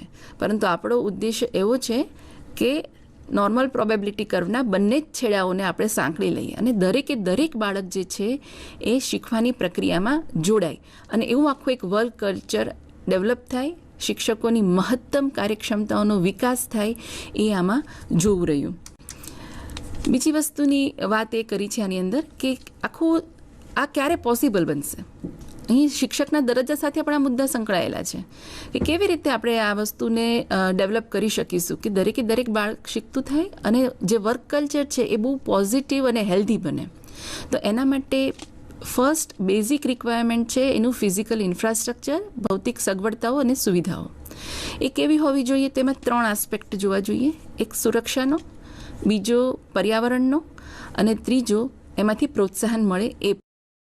આપણે સૌ જાણીએ છીએ કે અત્યારે ઘણી બધી શાળાઓની પરિસ્થિતિ એવી છે કે જેમાં ઉપયોગમાં લઈ શકાય એવા યોગ્ય પૂરતા પ્રમાણમાં ટોયલેટની સુવિધાઓ પણ નથી અને આ એક ખૂબ જ કડવી વાસ્તવિકતા છે. એટલે આ બેઝિક સુવિધા છે, એટલે એડવાન્સ સુવિધા સુધીની તો આપણે જવાની વાત જ નથી કરી શકતા. તો આ પોલિસીમાં આ વસ્તુ ઉપર ભાર મૂકવામાં આવ્યો છે કે શાળાની ભૌતિક સગવડતાઓ પર્યાપ્ત હોય એ સુનિશ્ચિત કરવામાં આવે. દરેક પ્રકારની સગવડતાઓ એમાં આવી જાય.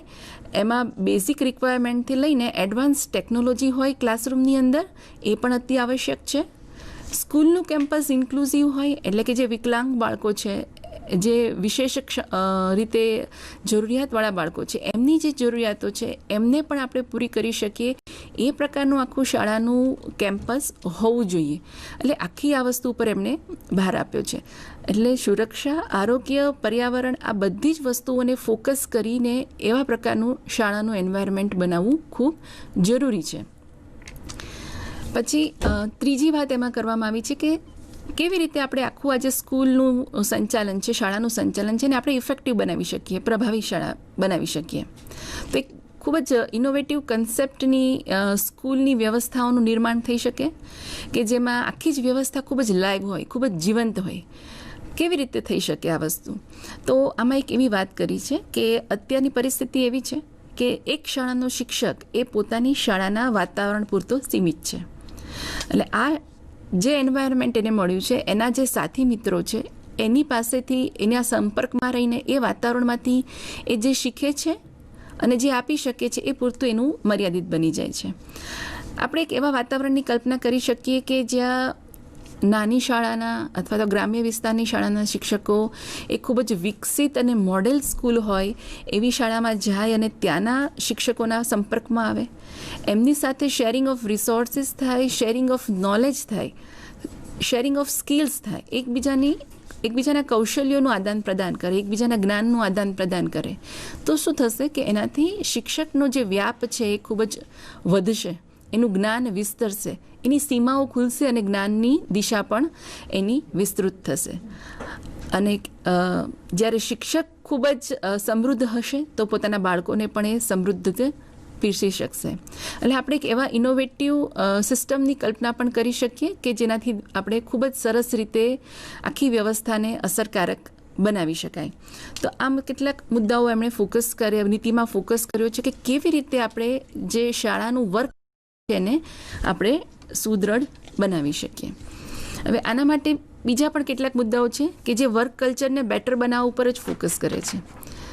તો સ્કૂલની અંદરનું આખું જે એન્વાયરમેન્ટ છે એમાં માત્ર ને માત્ર શિક્ષક અને આચાર્ય પૂરતી જવાબદારી સીમિત ના રહેતા, પણ સમાજના જે પ્રતિષ્ઠિત વ્યક્તિઓ છે, અન્ય વ્યક્તિઓ છે, વિદ્યાર્થીના વાલી છે, એ લોકો પણ જોડાય અને શાળાની વ્યવસ્થાને વધારે બેટર બનાવવામાં પોતાનું યોગદાન આપે. એ ખૂબ જરૂરી છે. એટલે આખી જે સ્કૂલ મેનેજમેન્ટ કમિટી છે, શાળા વ્યવસ્થાપન સમિતિ, એમાં શિક્ષક ઉપરાંત વાલીઓને, સમાજના અગ્રણીઓને જોડવામાં આવે.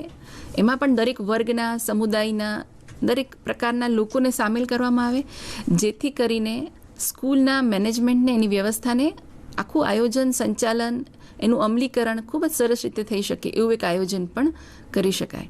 તો આ પણ સ્કૂલના જે વર્ક કલ્ચર છે એને બેટર બનાવવા માટેનો જ એક ઉપાય છે. બીજા કેટલાક મુદ્દાઓ છે કે જે વર્ક કલ્ચરને બેટર બનાવી શકે. અત્યારે આપણે સૌ જાણીએ છીએ, તમે બધા જ અનુભવ કરતા હશો કે શિક્ષકોની એક સામાન્ય ફરિયાદ એ જોવા મળે છે કે ભણાવવા સિવાયના બીજા બધા જ કામ માટે ઘણો બધો સમય આપવો પડે છે, પણ ભણાવવા માટે પૂરતો સમય મળતો નથી. તો આનો ઉપાય શું? તો કેટલાક ધારો કે કાર્યો એવા છે કે જેમાં શિક્ષકોની ખૂબ જ આવશ્યકતા છે, તો એ પૂરતા જ સીમિત કરવામાં આવે. બાકીના જે બિન શૈક્ષણિક કાર્યો છે તેમાંથી શિક્ષકોને સંપૂર્ણપણે મુક્તિ આપવામાં આવે, એ ખૂબ જ આવશ્યક છે. એટલે આ મુદ્દા ઉપર અહીં ફોકસ કરવામાં આવે છે કે જે બિન શૈક્ષણિક કામગીરી છે એમાંથી શિક્ષકોને મુક્ત કરીએ. બીજો મુદ્દો છે સંવેદનશીલ અને સમાવેશી સંસ્કૃતિનું નિર્માણ. હવે સંવેદનશીલ અને સમાવેશી સંસ્કૃતિ એટલે શું? આખી એજ્યુકેશન પોલિસીની અંદર સમાવેશન ઉપર ખૂબ જ ભાર આપવામાં આવ્યો છે. એટલે સમાજના દરેક વર્ગના લોકો, દરેક પ્રકારના વિદ્યાર્થીઓ, તેમજ વિશેષ જરૂરિયાત ધરાવતા જે વિશિષ્ટ બાળકો છે, આ બધા જ બાળકોને ધ્યાનમાં રાખીને આપણે ટીચિંગ લર્નિંગ એન્વાયરમેન્ટ ક્રિએટ કરવાનું છે. એટલે જુઓ, વર્તમાન સમયમાં પરિસ્થિતિ કેવી છે? તો વર્તમાન સમયની અંદર આપણે સૌથી વધારે ફોકસ એના ઉપર કરીએ છીએ. તો વર્તમાન સમયમાં બે ભાગ પડે છે, એક જનરલ ટીચર છે અને એક સ્પેશિયલ એજ્યુકેશન ટીચર છે. એટલે માનો કે કોઈ સ્પેશિયલ નીડ ધરાવતું બાળક છે તો એના માટે સ્પેશિયલ ટીચર હોય તો જ એની સગવડતાઓ સાચવી શકે છે. પણ હવે જ્યારે ઇન્ક્લુઝિવનો કન્સેપ્ટ છે તો નોર્મલ વિદ્યાર્થીઓની સાથે આવો જે સ્પેસિફિક નીડ ધરાવતા બાળકો છે એ પણ અભ્યાસ કરે છે. તો એના ટીચર પણ કેવા હોવા જોઈએ? ઇન્ક્લુઝિવ. એટલે એવી ભલામણ કરવામાં આવી છે કે દરેકે દરેક ટીચર જે છે ને એ ઇન્ક્લુઝિવ ટીચિંગ પેડાગોજીનો જાણકાર હોવો જોઈએ. અને એના માટે આ નીતિમાં ખાસ ભાર આપવામાં આવ્યો છે કે માત્ર સામાન્ય શિક્ષક અને વિશિષ્ટ શિક્ષક અલગ નહીં, પણ દરેક સામાન્ય શિક્ષક એ વિશિષ્ટ શિક્ષક જેવી ધરાવતો હોવો જોઈએ. દરેકે દરેક શિક્ષકને ઇન્ક્લુઝિવ પેડાગોજીનું જ્ઞાન હોવું જોઈએ અને કેવી રીતે આ બાળકો સાથે વ્યવહાર કરવો જોઈએ, એમને કેવી રીતે શિક્ષણ આપવું જોઈએ તેમની એમને ખૂબ જ અસરકારક જાણકારી હોવી જોઈએ.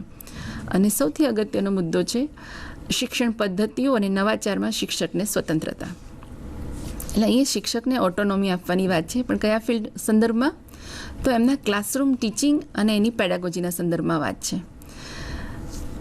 હમણાં આપણે જે પાઠ્યપુસ્તકની ચર્ચાઓ જોઈ હતી એમાં પણ એક મુદ્દા ઉપર ભાર મૂકવામાં આવ્યો હતો કે પાઠ્યપુસ્તકો કેવા બનાવવા, તો કે સંરચનાવાદને પોષક હોય એ પ્રકારના. એટલે કન્સ્ટ્રક્ટિવિસ્ટ એપ્રોચની જે આખી વાત છે, એટલે જ્ઞાન જે છે એ વિદ્યાર્થી ઉપર બહારથી લાદવાના બદલે વિદ્યાર્થી જાતે જ એ નવા જ્ઞાનનું સર્જન કરે એના ઉપર કેવી રીતે આપણે ભાર આપી શકીએ. તો આ એક એડવાન્સ પેડાગોજી છે, કન્સ્ટ્રક્ટિવિસ્ટ એપ્રોચ. આવા ઘણા બધા કન્સેપ્ટ છે કે જે સ્ટુડન્ટ સેન્ટર્ડ છે, કે જેમાં વિદ્યાર્થી કેન્દ્રિત છે, એક્ટિવિટી બેઝડ છે, જેમ કે એક્સપિરિયન્શિયલ લર્નિંગ છે, પ્રોજેક્ટ બેઝડ લર્નિંગ છે, મેટાકોગ્નિશનને કેવી રીતે આપણે લર્નિંગમાં સાંકળી શકીએ. તો આ બધી જે ઇનોવેટિવ પેડાગોજી છે એનો શિક્ષક જાણકાર હોય અને એ જાણકાર શિક્ષકે પોતાના વર્ગખંડની અંદર આ પેડાગોજીનો યુઝ કરે, એના દ્વારા વિદ્યાર્થીઓને શીખવે અને આ નવાચાર કરવાની સ્વતંત્રતા શિક્ષકોને મળવી જોઈએ. અને એટલું જ નહીં, જે શિક્ષકો આ પ્રકારના પ્રયોગો કરવામાં ખૂબ જ સારા પરિણામો પ્રાપ્ત કરે છે એમને સન્માનિત પણ કરવા જોઈએ. તો આ એ મુદ્દો જે છે આખો શિક્ષકને નવાચારના અમલીકરણ માટે પ્રોત્સાહન આપવા માટે પ્રેરે છે, જેથી કરીને આપણે આખી જે શિક્ષણ વ્યવસ્થા છે, કારણ કે જે રોટ લર્નિંગ છે એમાંથી આપણે વિદ્યાર્થીઓને લઈ જવાના છે મિનિંગફુલ લર્નિંગમાં. તો અત્યારની શિક્ષણ વ્યવસ્થા એક્ઝામ બેઝડ છે, મેમરી બેઝડ છે, એમાંથી આપણે એને લઈ જવાના છીએ મિનિંગફુલ લર્નિંગમાં, અર્થપૂર્ણ અધ્યયનમાં. ક્યારે પોસિબલ બનશે? તો જે વર્તમાન પદ્ધતિઓ છે એમાં બદલાવ લાવવાનો છે, શિક્ષણ પદ્ધતિમાં, એ જ રીતે મૂલ્યાંકન પદ્ધતિમાં. તો આ માટેના જે કંઈ પણ નવાચારો છે એ નવાચારો હાથ ધરવાની શિક્ષકોને તક મળવી જોઈએ.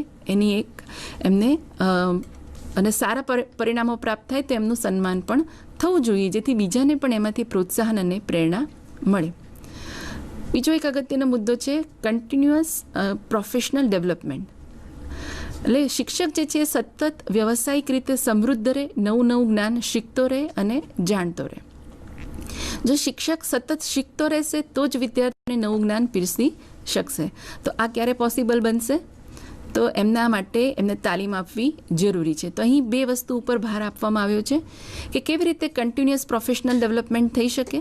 તો કન્ટિન્યુઅસ પ્રોફેશનલ ડેવલપમેન્ટ સિંક્રોનસ અસિંક્રોનસ બંને મોડમાં હોઈ શકે, એટલે ફેસ ટુ ફેસ મોડમાં પણ હોઈ શકે અને આપણે જે ઓનલાઈન મોડ્યુલ્સ છે અલગ અલગ, જેવી રીતે અત્યારે બ્લેન્ડેડ લર્નિંગ, ફ્લિપ્ડ ક્લાસ ચાલી રહ્યા છે, એ મોડમાં પણ કન્ટિન્યુઅસ પ્રોફેશનલ ડેવલપમેન્ટ થઈ શકે. એને પણ અહીં આવકારવામાં આવ્યું છે. સમગ્ર વર્ષ દરમિયાન ઓછામાં ઓછા 50 કલાક શિક્ષક જે છે એ પોતાના પ્રોફેશનલ ડેવલપમેન્ટ માટે આપે. કારણ કે જો શિક્ષક આ રીતે પોતાને સતત નવા જ્ઞાનથી અપડેટ રાખશે તો જે પોતાના વિદ્યાર્થીઓને વધારે બેટર રિઝલ્ટ્સ આપી શકશે.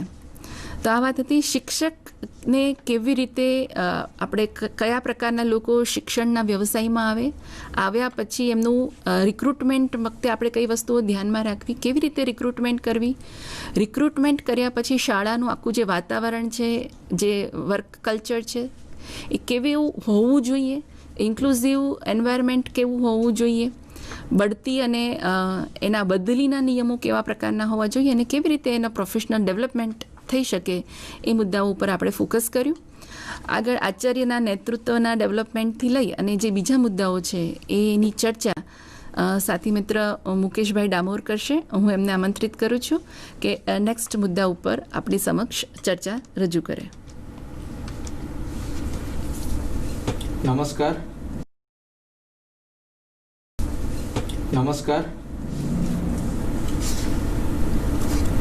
5 નંબરનો ટોપિક છે શિક્ષક.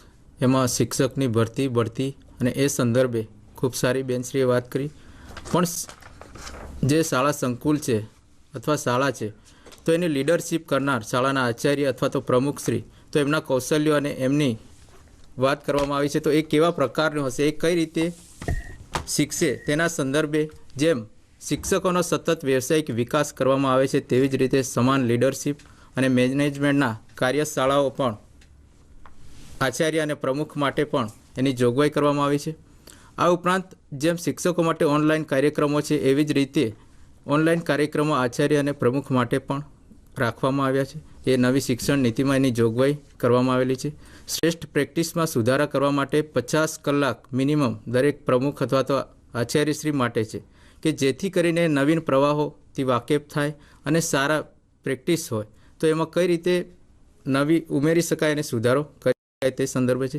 શ્રેષ્ઠ પરિણામ અને શૈક્ષણિક યોજનાઓ અને વ્યૂહરચનાના અમલીકરણ પર ખાસ ભાર મૂકવામાં આવ્યો છે કે જે એવી યોજના હોય કે જેનું સારું પરિણામ હોય, બાળકના સર્વગ્રાહી વિકાસ માટે ઉપયોગી હોય તો એ વ્યૂહરચના અથવા તો એનું અમલીકરણ આપણી સ્કૂલમાં, આપણી સંકુલમાં કઈ રીતે કરી શકાય તે સંદર્ભે અહીંયા વાત કરવામાં આવી છે. લીડરશિપ અને સંચાલન સાથે વિષય વસ્તુ અને પદ્ધતિ એ પણ આચાર્યશ્રી અને પ્રમુખ માટે ખૂબ જ અતિ અગત્યનો મુદ્દો છે. એને લીડરશિપ લીડ કરતાં સારી રીતે આવડતું હોય પણ વિષય વસ્તુ અને પદ્ધતિમાં ઉણપ હોય તો એ પણ ચલવી ન લેવાય. તો વિષય વસ્તુની સાથે સાથે લીડ કરનાર એ વ્યક્તિ જોડાય એ સંદર્ભ અને સંચાલન કૌશલ્યમાં એ સંકળાય એ સંદર્ભે વાત કરવામાં આવેલી છે. ત્યાર પછી કેરિયર મેનેજમેન્ટ અને પ્રગતિ.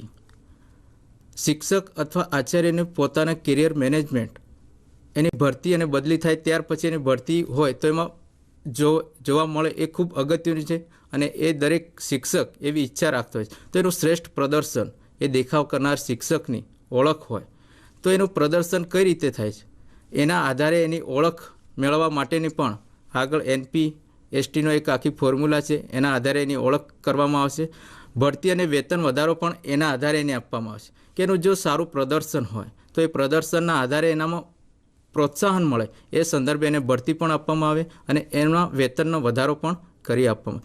શ્રેષ્ઠ શિક્ષકનું યોગ્ય મૂલ્યાંકન માટેની જે આખી ફોર્મ્યુલા જે સોફ્ટવેરના આધારે તૈયાર કરવામાં આવશે, નેશનલ લેવલે પરખને એક આખું રાષ્ટ્રીય મૂલ્યાંકન સંસ્થા ઊભી થશે, એના દ્વારા એ નક્કી કરવામાં આવશે.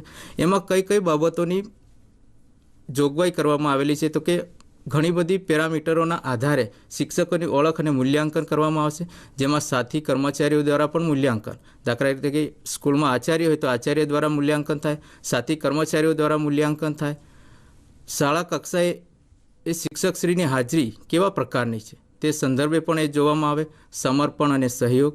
CPDના કલાક જે 50 કલાક એક વર્ષ દરમિયાન ફાળવવામાં આવે છે તો 50 કલાક દરમિયાન એમણે તાલીમ મેળવેલ છે કે કેમ એ પણ જોવામાં આવશે.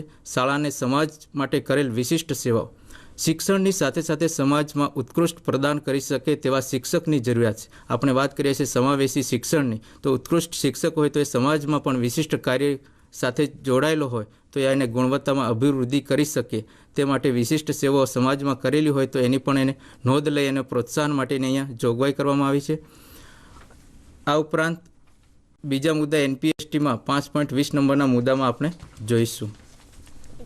શ્રેષ્ઠ પ્રદર્શન અને યોગદાનના આધારે સ્થાયી. શિક્ષકનું કેવા પ્રકારનું પ્રદર્શન છે, દાખલા તરીકે ભરતી કરવામાં આપણે વાત કરી બેનશ્રી કે એનું ટેટ અને ટેટ પરીક્ષા હોય, ત્યાર પછી એનો ઇન્ટરવ્યૂ હોય, પણ એનું શ્રેષ્ઠ પ્રદર્શન હોય તો એના આધારે એની કેરિયર વૃદ્ધિ થાય. દાખલા તરીકે આપણા 5+3+3+4 જે સ્ટેજ આપવામાં આવ્યા છે તો એ દરેક સ્ટેજ બુનિયાદી શિક્ષણ, પ્રાથમિક શિક્ષણ, ઉચ્ચ પ્રાથમિક અને માધ્યમિક કક્ષાએ તો એને પ્રદર્શનના આધારે એને અપગ્રેડ થાય એ પ્રકારની પણ અહીંયા રાષ્ટ્રીય શિક્ષણ નીતિમાં તક આપવા માટેની જોગવાઈ કરવામાં આવી છે. શાળા શિક્ષણના દરેક તબક્કો મહત્ત્વનો અને ગુણવત્તાવાન શિક્ષકની આવશ્યકતા છે. દાખલા તરીકે આંગણવાડી અથવા તો પ્રી પ્રાઇમરી હોય તો એ પ્રી પ્રાઇમરીનું સ્ટેજ પણ એ બાળકો માટે ખૂબ જ અગત્યનું છે. તો એની પણ કારણ કે એમાં 85% વિકાસ બાળકનો જે તે છે તો એ વખતે એ સ્ટેજની પણ એટલી જ આવશ્યકતા છે. તો એ માટે ત્યાં પણ એ શિક્ષકની એટલી જ મહત્ત્વ આપવામાં આવ્યું છે. અને અહીંયા રાષ્ટ્રીય શિક્ષણ નીતિમાં ખાસ મહત્ત્વની વાત એ કરવામાં આવી છે કે કોઈ પણ સ્ટેજ બીજા સ્ટેજ કરતાં ચડિયાતું નથી, એટલે કે તમામ સ્ટેજ અથવા તો તમામ સ્તર એક સમાન છે એ બાબતની ખાસ વાત કરવામાં આવી છે. વર્ટિકલ મોબિલિટી, એટલે કે શ્રેષ્ઠ શિક્ષકનો લીડરશિપ અને મેનેજમેન્ટ કૌશલ્ય. મિત્રો અહીંયા ખાસ જોવાનું એ રહે કે શિક્ષક વર્ગખંડમાં સારું એવું પરફોર્મન્સ કરી શકે, સ્કૂલમાં સારું એવું પરફોર્મન્સ કરી શકે, તો એ શિક્ષકને આગળ જવા માટેની પણ તક મળતી હોવી જોઈએ. દાખલા તરીકે સ્કૂલમાંથી સ્કૂલ કેમ્પસમાં હોય, સ્કૂલ કેમ્પસમાંથી CRC, BRC, ડાયટ કક્ષાએ અથવા તો બાઇટ કક્ષાએ કે GCRT સ્ટેટ લેવલની સંસ્થાઓ હોય, રાષ્ટ્રીય કક્ષાની સંસ્થાઓ હોય, તો એ ત્યાં પણ એ આગળ વધી શકે, પોતાના વર્ગખંડથી લઈને આગળ વધી શકે, તે પ્રકારની પણ અહીંયા જોગવાઈ એના પરફોર્મન્સના આધારે એને નેતૃત્વ મળી રહે તે માટેની જોગવાઈ કરવામાં આવેલી છે. શિક્ષકો માટે વ્યવસાયિક માનાંક NPST એટલે કે national professional standard four teachers, જે NCERT અને NCTEના સહયોગથી રાષ્ટ્રકક્ષાએ નિર્માણ થશે અને એનું સામાન્ય માર્ગદર્શન સેટ 2022 સુધીમાં તૈયાર કરવામાં આવશે. તો આ NPSTમાં મુખ્યત્વે કઈ બાબતોનો સમાવેશ કરવામાં આવશે? તો કે અહીંયા શિક્ષકની ભૂમિકા, તો શિક્ષકની ભૂમિકા સાથે સંકળાયેલી કઈ બાબતો છે તેની મહત્ત્વની બાબતોનો અહીંયા સમાવેશ કરવામાં આવશે. દાખલા તરીકે એની લાયકાત છે, તે લાયકાતના આધારે કહેવામાં આવે છે કે શિષ્ટ, ક્ષમા અને કરુણામૂર્તિ અને બાલ માણસ જાણતો હોય એવો શિક્ષક હોય તો એનામાં એવા ગુણો છે કે નહીં, બાલ માણસ એ જાણી શકે છે. તો એ પ્રકારની એની વાત કરવામાં આવે છે. અધ્યયન અને અધ્યાપન પદ્ધતિઓ, તો એ અધ્યયન અને અધ્યાપન પદ્ધતિઓનો સમાવેશ કરવામાં આવે છે. આવશ્યક ક્ષમતાઓ, કે શિક્ષક માટે જે બાળકોના સર્વગ્રાહી વિકાસ કરી શકે તેવી ક્ષમતાઓ એનામાં ઉપલબ્ધ હોય તે માટે એની આવશ્યક ક્ષમતાઓ સંદર્ભે પણ એનું મૂલ્યાંકન કરવામાં આવશે.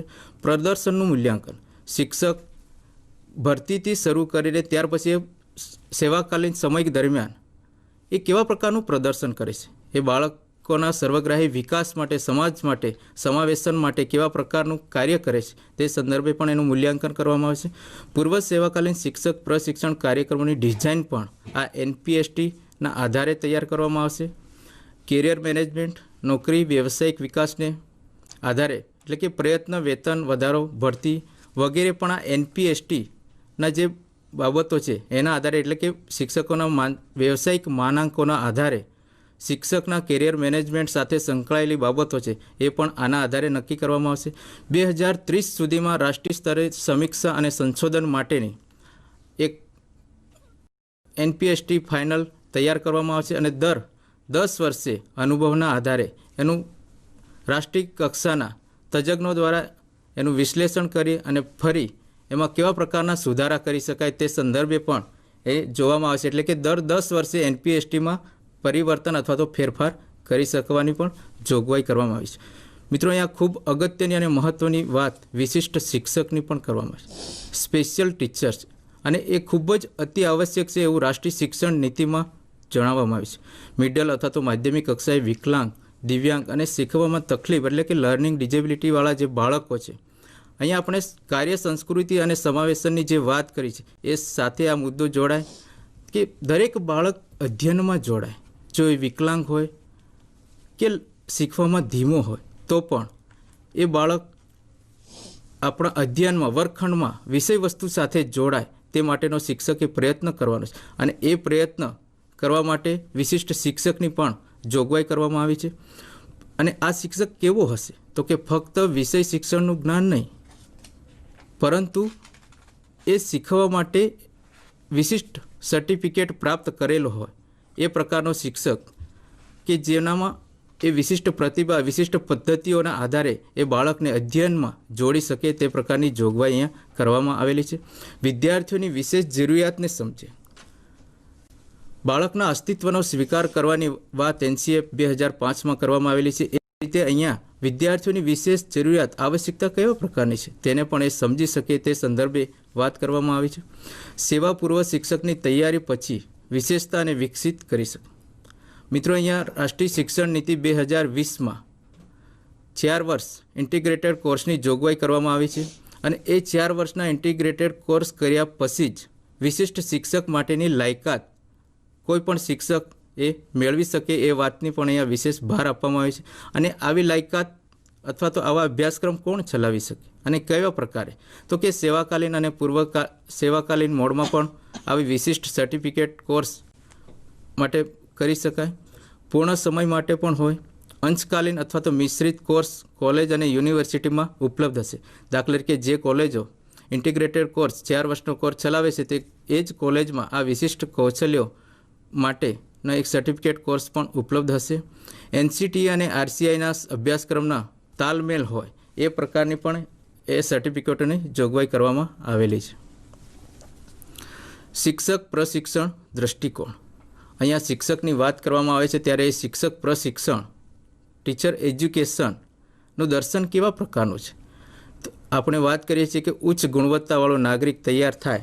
તો ઉચ્ચ ગુણવત્તાવાળો નાગરિક તૈયાર થાય તે માટે શિક્ષક પ્રશિક્ષણ માટેની ઉચ્ચ ગુણવત્તાવાળી સામગ્રી પણ હોય. દાખલા તરીકે શરૂઆતમાં વાત થઈ કે ભારતીય તમામ ભાષાઓમાં એટલે કે ક્ષેત્રીય ભાષાઓમાં ઉચ્ચ ગુણવત્તામાંની સામગ્રી એટલે કે તૈયાર થાય તો એ શિક્ષક પ્રશિક્ષણ એ ઉપયોગી બને. 2030 સુધીમાં મહત્તમ કોલેજ અને યુનિવર્સિટીમાં શિક્ષક પ્રશિક્ષણ માટેનો 4 વર્ષનો ઇન્ટિગ્રેટેડ કોર્સ ફરજિયાત હશે. આ ઉપરાંત શિક્ષણ વિભાગ જે તે યુનિવર્સિટી અથવા શિક્ષણ વિભાગમાં ઉત્કૃષ્ટ BEd અને MAd અથવા તો PhD કરી શકાય તેવા અભ્યાસક્રમો માટેની પણ જોગવાઈ કરવામાં આવી છે. એટલે કે એ વિભાગ પણ એ રીતે સક્ષમ બને એ માટેનો એક પ્રયત્ન કરવામાં આવેલો છે. 4 વર્ષનો સંકલિત BEd એ ઓછામાં ઓછી લાયકાત હશે. 4 વર્ષનો સંકલિત BEd કોર્સ એમાં વ્યવહારિક અભ્યાસ સાથે પ્રશિક્ષણ એટલે કે પ્રેક્ટિકલ વર્કને પણ એટલું જ મહત્ત્વમાં આપવામાં આવ્યું છે. સ્નાતકની સાથે જો 2 વર્ષનું BEd એટલે કે મિત્રો અહીંયા જો સ્નાતક કરી દેવામાં આવ્યું હોય તો અત્યારે જેમ 2 વર્ષનું BEd છે એ રીતે 2 વર્ષનું BEd પણ કરી શકાશે. 4 વર્ષની સ્નાતક અથવા માસ્ટર ડિગ્રી હોય તો 1 વર્ષનું BEd એ વિશિષ્ટ વિષય સાથે જે આપણે અગાઉ જોયું કે વિશિષ્ટ શિક્ષક તો એ સંદર્ભે પણ અહીંયા 1 વર્ષનું BEd પણ વિશિષ્ટ વિષય સાથે કરી શકાશે. પરંતુ 2030 સુધીમાં કમ્પલસરી 4 વર્ષનો સંકલિત BEdનો કોર્સ અહીંયા ફરજિયાત રાષ્ટ્રીય શિક્ષણ નીતિમાં જોવા માટે કહેવામાં આવે. ઉચ્ચ શિક્ષણ સંસ્થા દાખલા તરીકે ઓપન અને ડિસ્ટન્સ લર્નિંગ એટલે કે ખુલ્લા અને દૂરવર્તી શિક્ષણ માટે શિક્ષકો સતત શીખતા રહે તે માટેના કોર્સની પણ માન્યતા આપવાની અહીંયા જોગવાઈ કરવામાં આવી છે. એટલે શિક્ષક જ્યારે ઈચ્છે ત્યારે એ કોઈ પણ કોર્સ પોતાની જરૂરિયાત મુજબ એ શીખી શકે છે. અને એ જરૂરિયાત કેવા પ્રકારની કઈ રીતે એ શિક્ષકે જાતે નક્કી કરવાનું છે કે મારે કઈ પદ્ધતિએ શીખવાનું છે.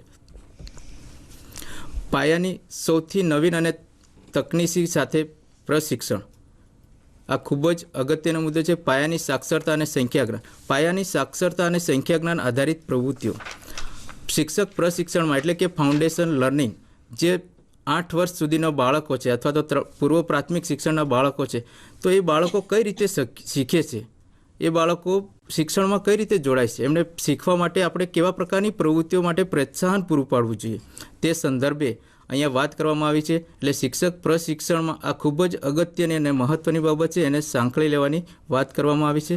આ ઉપરાંત બહુસ્તરીય શિક્ષણ અને મૂલ્યાંકન, દિવ્યાંગ બાળકોને કઈ રીતે શીખવું તે સંદર્ભે પણ શિક્ષક પ્રશિક્ષણ એટલે કે BEd કરનાર વ્યક્તિઓ તાલીમાર્થીઓને એને શીખવવામાં આવશે. વિશેષ રુચિ અને પ્રતિભાશાળી બાળકો માટેના શિક્ષણ કે એમને શિક્ષણમાં સાંકળવા માટે અથવા તો એમની વિશેષ જરૂરિયાત છે તો એમને કઈ રીતે જોડવા અથવા તો સાંકળી લેવા તે સંદર્ભે પણ વાત કરવામાં આવી છે. શૈક્ષણિક તકનીકીનો ઉપયોગ આ ખૂબ જ અગત્યનો મુદ્દો છે. શિક્ષક એના વર્ગખંડમાં અથવા તો વિદ્યાર્થીઓ અધ્યયનમાં જોડાય તે સંદર્ભે શિક્ષણ તકનીકીનો ઉપયોગ કઈ રીતે કરી શકે, ટેકનોલોજીના ઉપયોગ દ્વારા અધ્યયનમાં કઈ રીતે અસરકારકતા લાવી શકાય તે સંદર્ભે પણ અહીંયા મહત્ત્વ અથવા તો ભાર આપવામાં આવે છે. બાળ કેન્દ્રીય અને સહયોગાત્મક શિક્ષણ કોઈ પણ બાબત હોય પણ એ બાળકને કેન્દ્રમાં રાખીને વિચારવાની અથવા તો સહયોગ આપનાર માર્ગદર્શક તરીકે એ ઉપયોગી બને તે સંદર્ભે વાત કરવામાં આવી છે.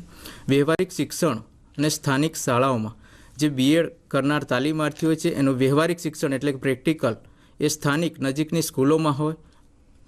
જે 5+3+ જે આપણે વાત કરી છે એ સંદર્ભમાં ભારતના સંવિધાનના મૌલિક કર્તવ્યો એની પણ પાલન કરવા ઉપર ખાસ ભાર મૂકવામાં આવ્યો છે કે જે મૂળ કર્તવ્ય સ્વતંત્રતા, સમાનતા, બંધુત્વ તો એ મૂળ કર્તવ્યોનો છે એ કર્તવ્યનું પણ આ શિક્ષક પ્રશિક્ષણ સંસ્થાઓ પાલન કરે એ સંદર્ભે વાત કરવામાં આવી છે. આ ઉપરાંત અત્યારે વૈશ્વિક પરિસ્થિતિ છે તો એ સંદર્ભે આપણા પર્યાવરણ જાગૃતિ સંદર્ભે પણ દરેક તાલીમાર્થી અથવા તો દરેક શિક્ષક, દરેક બાળક સભાનતા કેળવે અને સંવેદનશીલ બને તે માટેની પણ અહીંયા જોગવાઈ એટલે કે પર્યાવરણ શિક્ષણ પર ભાર આપવામાં આવ્યો છે.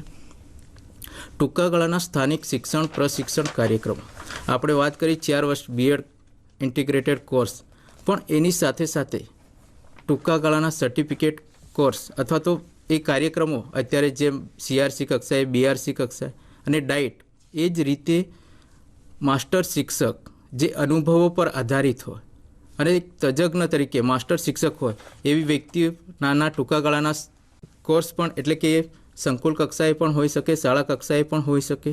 આ ઉપરાંત બાઇટ એટલે કે તાલુકા કક્ષાએ, ડાઇટ જિલ્લા કક્ષાએ, એ કેવા પ્રકારનો તો કે કળા, સંગીત, કૃષિ, વ્યવસાય, રમત અને વ્યવસાયિક શિલ્પ માટે મુખ્ય સ્થાનિક વ્યક્તિની પણ નિયુક્તિ અહીંયા કરવાની વાત આવે છે કે જે તે વિસ્તારની પરિસ્થિતિને ધ્યાનમાં રાખીને એક એવો ટીચર હોય કે ત્યાંથી રોલ મોડેલ બને સમાજ માટે, શિક્ષકો માટે, શાળા માટે, સંકુલ માટે અને બાળકો માટે, અને પોતાનું રોલ મોડેલ પૂરું પાડે તે પ્રકારની વાત છે. અને એવા સ્થાનિક શિક્ષકને નિયુક્તિ કરવાની વાત પણ અહીંયા આવે છે.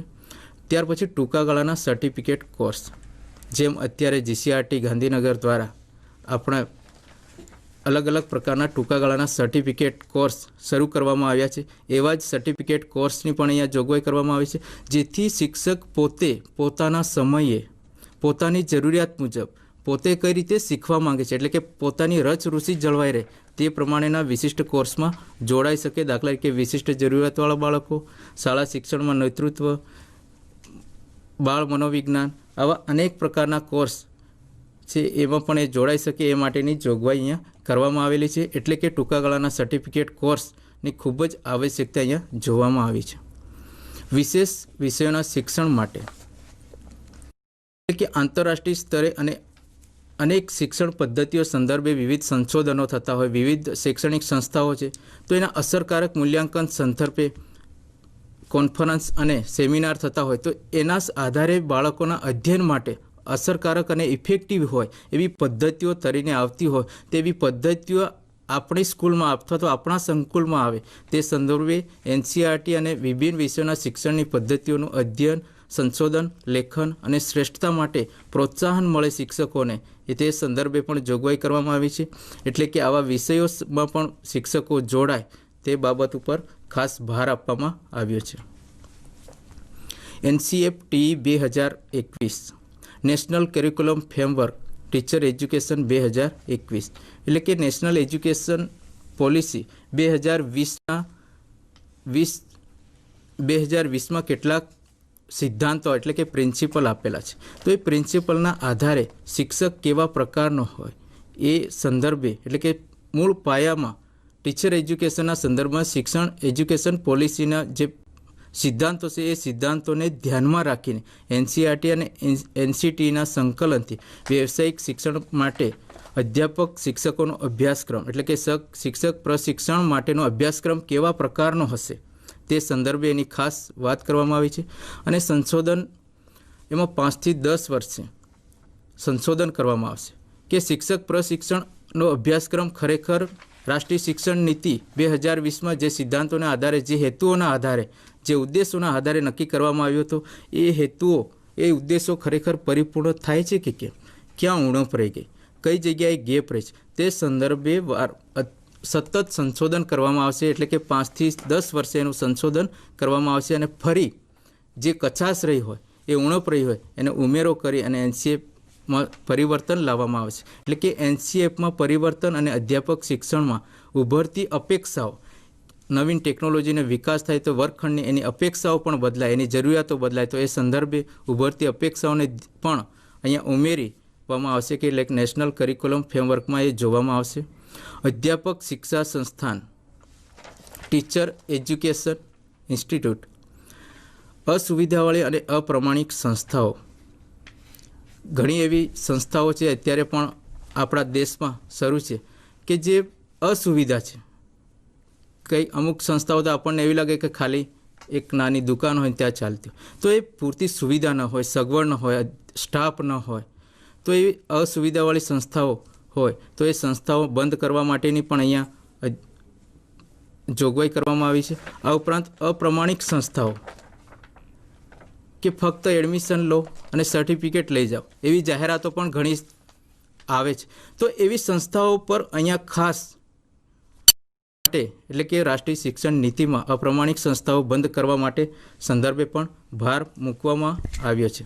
આ રીતે આપણે રાષ્ટ્રીય શિક્ષણ નીતિના બાળકના સર્વગ્રાહી વિકાસ માટે એટલે કે NCF 2005માં બાળકના સર્વગ્રાહી વિકાસ, જ્ઞાનાત્મક, ભાવાત્મક અને ક્રિયાત્મક વિકાસ ઉપર ભાર આપવામાં આવ્યો છે. જેમાં કહેવામાં આવ્યું છે કે બાળકનો જાતે જ્ઞાનનું સર્જન કરી શકે. એ સંદર્ભે બાળક જાતે જ્ઞાનનું સર્જન કરે તો એ આચાર્ય એનું સંચાલન કેવી પ્રકારે કરી શકે, એ શિક્ષક વર્ગખંડમાં એના વર્ગખંડ ભાવાવરણ કઈ રીતે તૈયાર કરી શકે, જેથી કરીને એ શિક્ષક વર્ગખંડમાં બાળકોને જીવનલક્ષી, આનંદદાયી અને પ્રવૃત્તિલક્ષી શિક્ષણ પૂરું પાડી શકે અને એની સાથે સાથે એ બાળકની જરૂરિયાત સમજી શકે, એટલે કે એનું ફ્લેક્સિબિલિટી, નિદાન યોગ્ય રીતે કરી શકે અને ફરી ઉપચારાત્મક કાર્ય માટે ભાર અહીંયા આપવામાં આવ્યો છે. એટલે કે NCF 2005ના તમામ મુદ્દાઓ અહીંયા રાષ્ટ્રીય શિક્ષણ નીતિમાં પણ જેસે તે લેવામાં આવે છે. એટલે કે બાળકના સર્વગ્રાહી વિકાસ સંદર્ભે અહીંયા ખાસ જોગવાઈ કરવામાં આવેલી છે. આ ઉપરાંત રાષ્ટ્રીય શિક્ષણ નીતિના કેટલાક સિદ્ધાંતો જે આપવામાં આવે છે, ફાઉન્ડેશન લર્નિંગ, આંગણવાડી એટલે કે પૂર્વ પ્રાથમિક શિક્ષણમાં છે. તો એ 3 થી 6 વર્ષનું બાળક હોય તો એ અધ્યયનમાં કઈ રીતે જોડાઈ શકે એ સમજવા માટે દરેક શિક્ષક માટે ખૂબ અગત્યનું છે. તો એ સમજણ માટે, એ સિદ્ધાંતો માટે કે બાળક, એ નાનું બાળક હોય તો એ બાળકના અસ્તિત્વનો સ્વીકાર થાય અને એ બાળકના અસ્તિત્વનો સ્વીકાર ત્યારે જ થઈ શકે જ્યારે એ બાળકને સ્થાનિક ભાષા એ શિક્ષકને ખબર હોય, એના ઘરની ભાષા એને ખબર હોય. તો એ ખબર રહે અથવા તો એ જાણી શકે તે માટેના વિવિધ અધ્યયન માટેની પ્રયુક્તિઓ અહીંયા રાષ્ટ્રીય શિક્ષણ નીતિમાં જોગવાઈ કરવામાં આવેલી છે. તો એ સંદર્ભે ખાસ ભાર આપવામાં આવ્યો છે. ઓકે, આભાર. આગળની તોર માન્ય મેડમશ્રીને વિનંતી. નમસ્કાર મિત્રો, આજે શુક્રવાર પછી આજે સોમવાર મળી રહ્યા છે. 2 ભાગ, એક તો અભ્યાસક્રમ અને શિક્ષણ પદ્ધતિઓ જે આપણું 5મું ચેપ્ટર હતું એ, અને શિક્ષકો માટેનું 4થું ચેપ્ટર હતું એ અભ્યાસક્રમ અને શિક્ષણ પદ્ધતિઓ.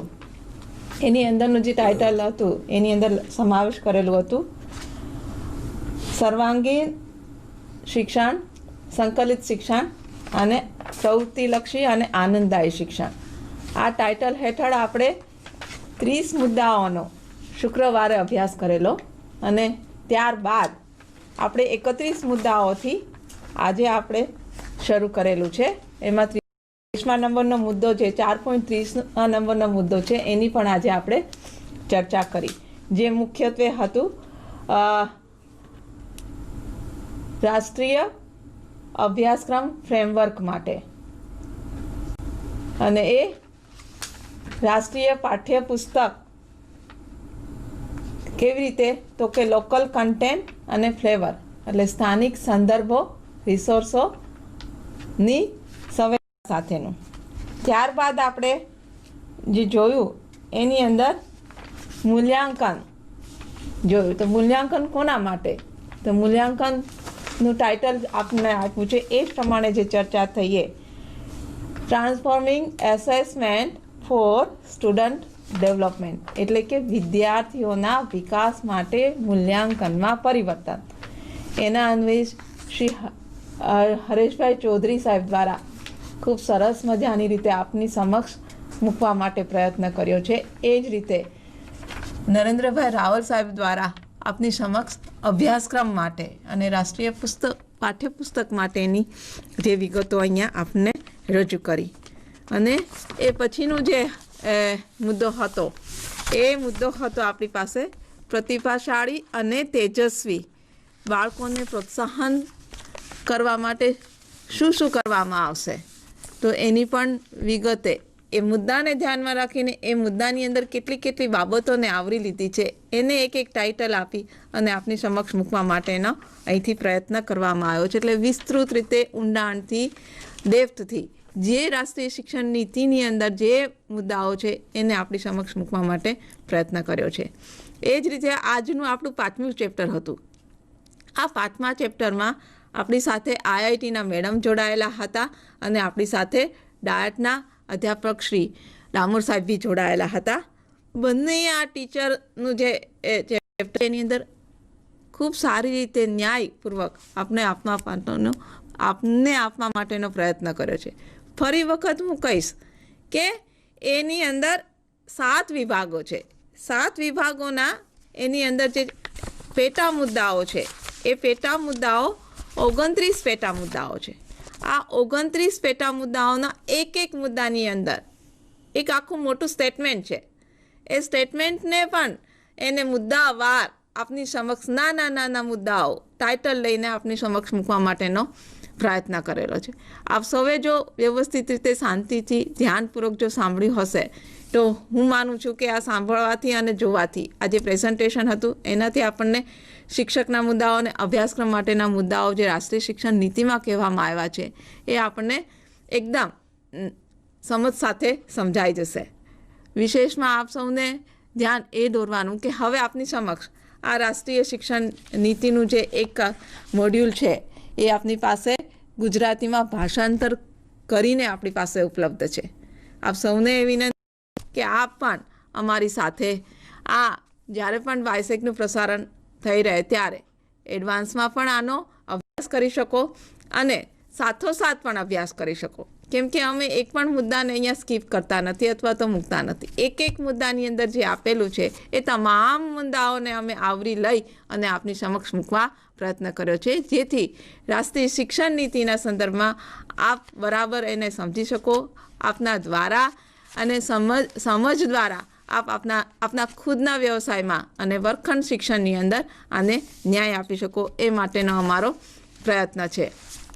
આજે જે પણ નિષ્ણાંતો આપણી વચ્ચે ઉપસ્થિત છે અને જેમને પણ આપણી સમક્ષ આ રાષ્ટ્રીય શિક્ષણ નીતિના સંદર્ભે 4થા નંબરનો મુદ્દો અને 5મા નંબરનો જે મુદ્દો છે એ એકદમ ઊંડા અભ્યાસ સાથે આપણી સમક્ષ રજૂ કરવા માટેનો પ્રયત્ન કરેલો છે. એ માટે હું એ નિષ્ણાંતો એક્સપર્ટ્સનો હૃદયપૂર્વક આભાર માનું છું, એમને અભિનંદન પાઠવું છું અને શુભેચ્છા પાઠવું છું કે આ જ રીતે જ્યારે પણ આ રાષ્ટ્રીય શિક્ષણ નીતિનું અમલનું કાર્ય આપણે ત્યાંથી શરૂ થાય, આમ તો અમલનું કાર્ય શરૂ થઈ જ ગયું કહેવાય એવું આપણે માની લઈએ, કેમ કે એક શિક્ષક પર્વ એટલે કે એક શિક્ષક ઉત્સવના સંદર્ભમાં આપણે આને લીધો છે. એટલે આના સંદર્ભમાં આપણને એ લોકોને જે પણ આની અંદરના વિશેષ એમના અભ્યાસ છે એનો આપણને ફાળો મળશે અને વિશેષ રીતે આપણી કામ સાથે જોડાશે. એ માટે થઈને આપણે એમને શુભેચ્છાઓ પણ ફાળવીએ છીએ અને આપણી સાથે પણ એ જોડાયેલા રહેશે. તો વિશેષમાં ન કહેતા હું અહીંયા આ જે રાષ્ટ્રીય શિક્ષણ નીતિનું આપણું જે બાયસેગના માધ્યમ દ્વારા CRT દ્વારા જે પ્રસારિત થઈ રહ્યું છે એનો આ જે ભાગ છે અત્યારે આપણે પૂર્ણ કરી રહ્યા છીએ. પરંતુ આપ સૌને ખ્યાલ છે કે શિક્ષક પર્વ રાષ્ટ્રીય કક્ષાએ પણ યોજાઈ રહ્યું છે. ત્યાંથી પણ જે રાષ્ટ્રીય પર્વ અને રાષ્ટ્રીય શિક્ષણ નીતિના સંદર્ભમાં જે સંગોષ્ઠી છે એનું પણ લાઈવ પ્રસારણ છે એ બાયસેગની આ જ 5 નંબરની ચેનલ દ્વારા આપને જોવા મળશે. તો આ બંને સાથે આપનું જોડાણ કરશો તો આને વધારે સમજી શકશો. અને હું સૌને વિનંતી કરીશ કે 2 મિનિટની વાર છે અને આપ આના સંદર્ભમાં રાષ્ટ્રીય સંગોષ્ઠી સાથે આપણે સૌ જોડાશું. નમસ્કાર મિત્રો.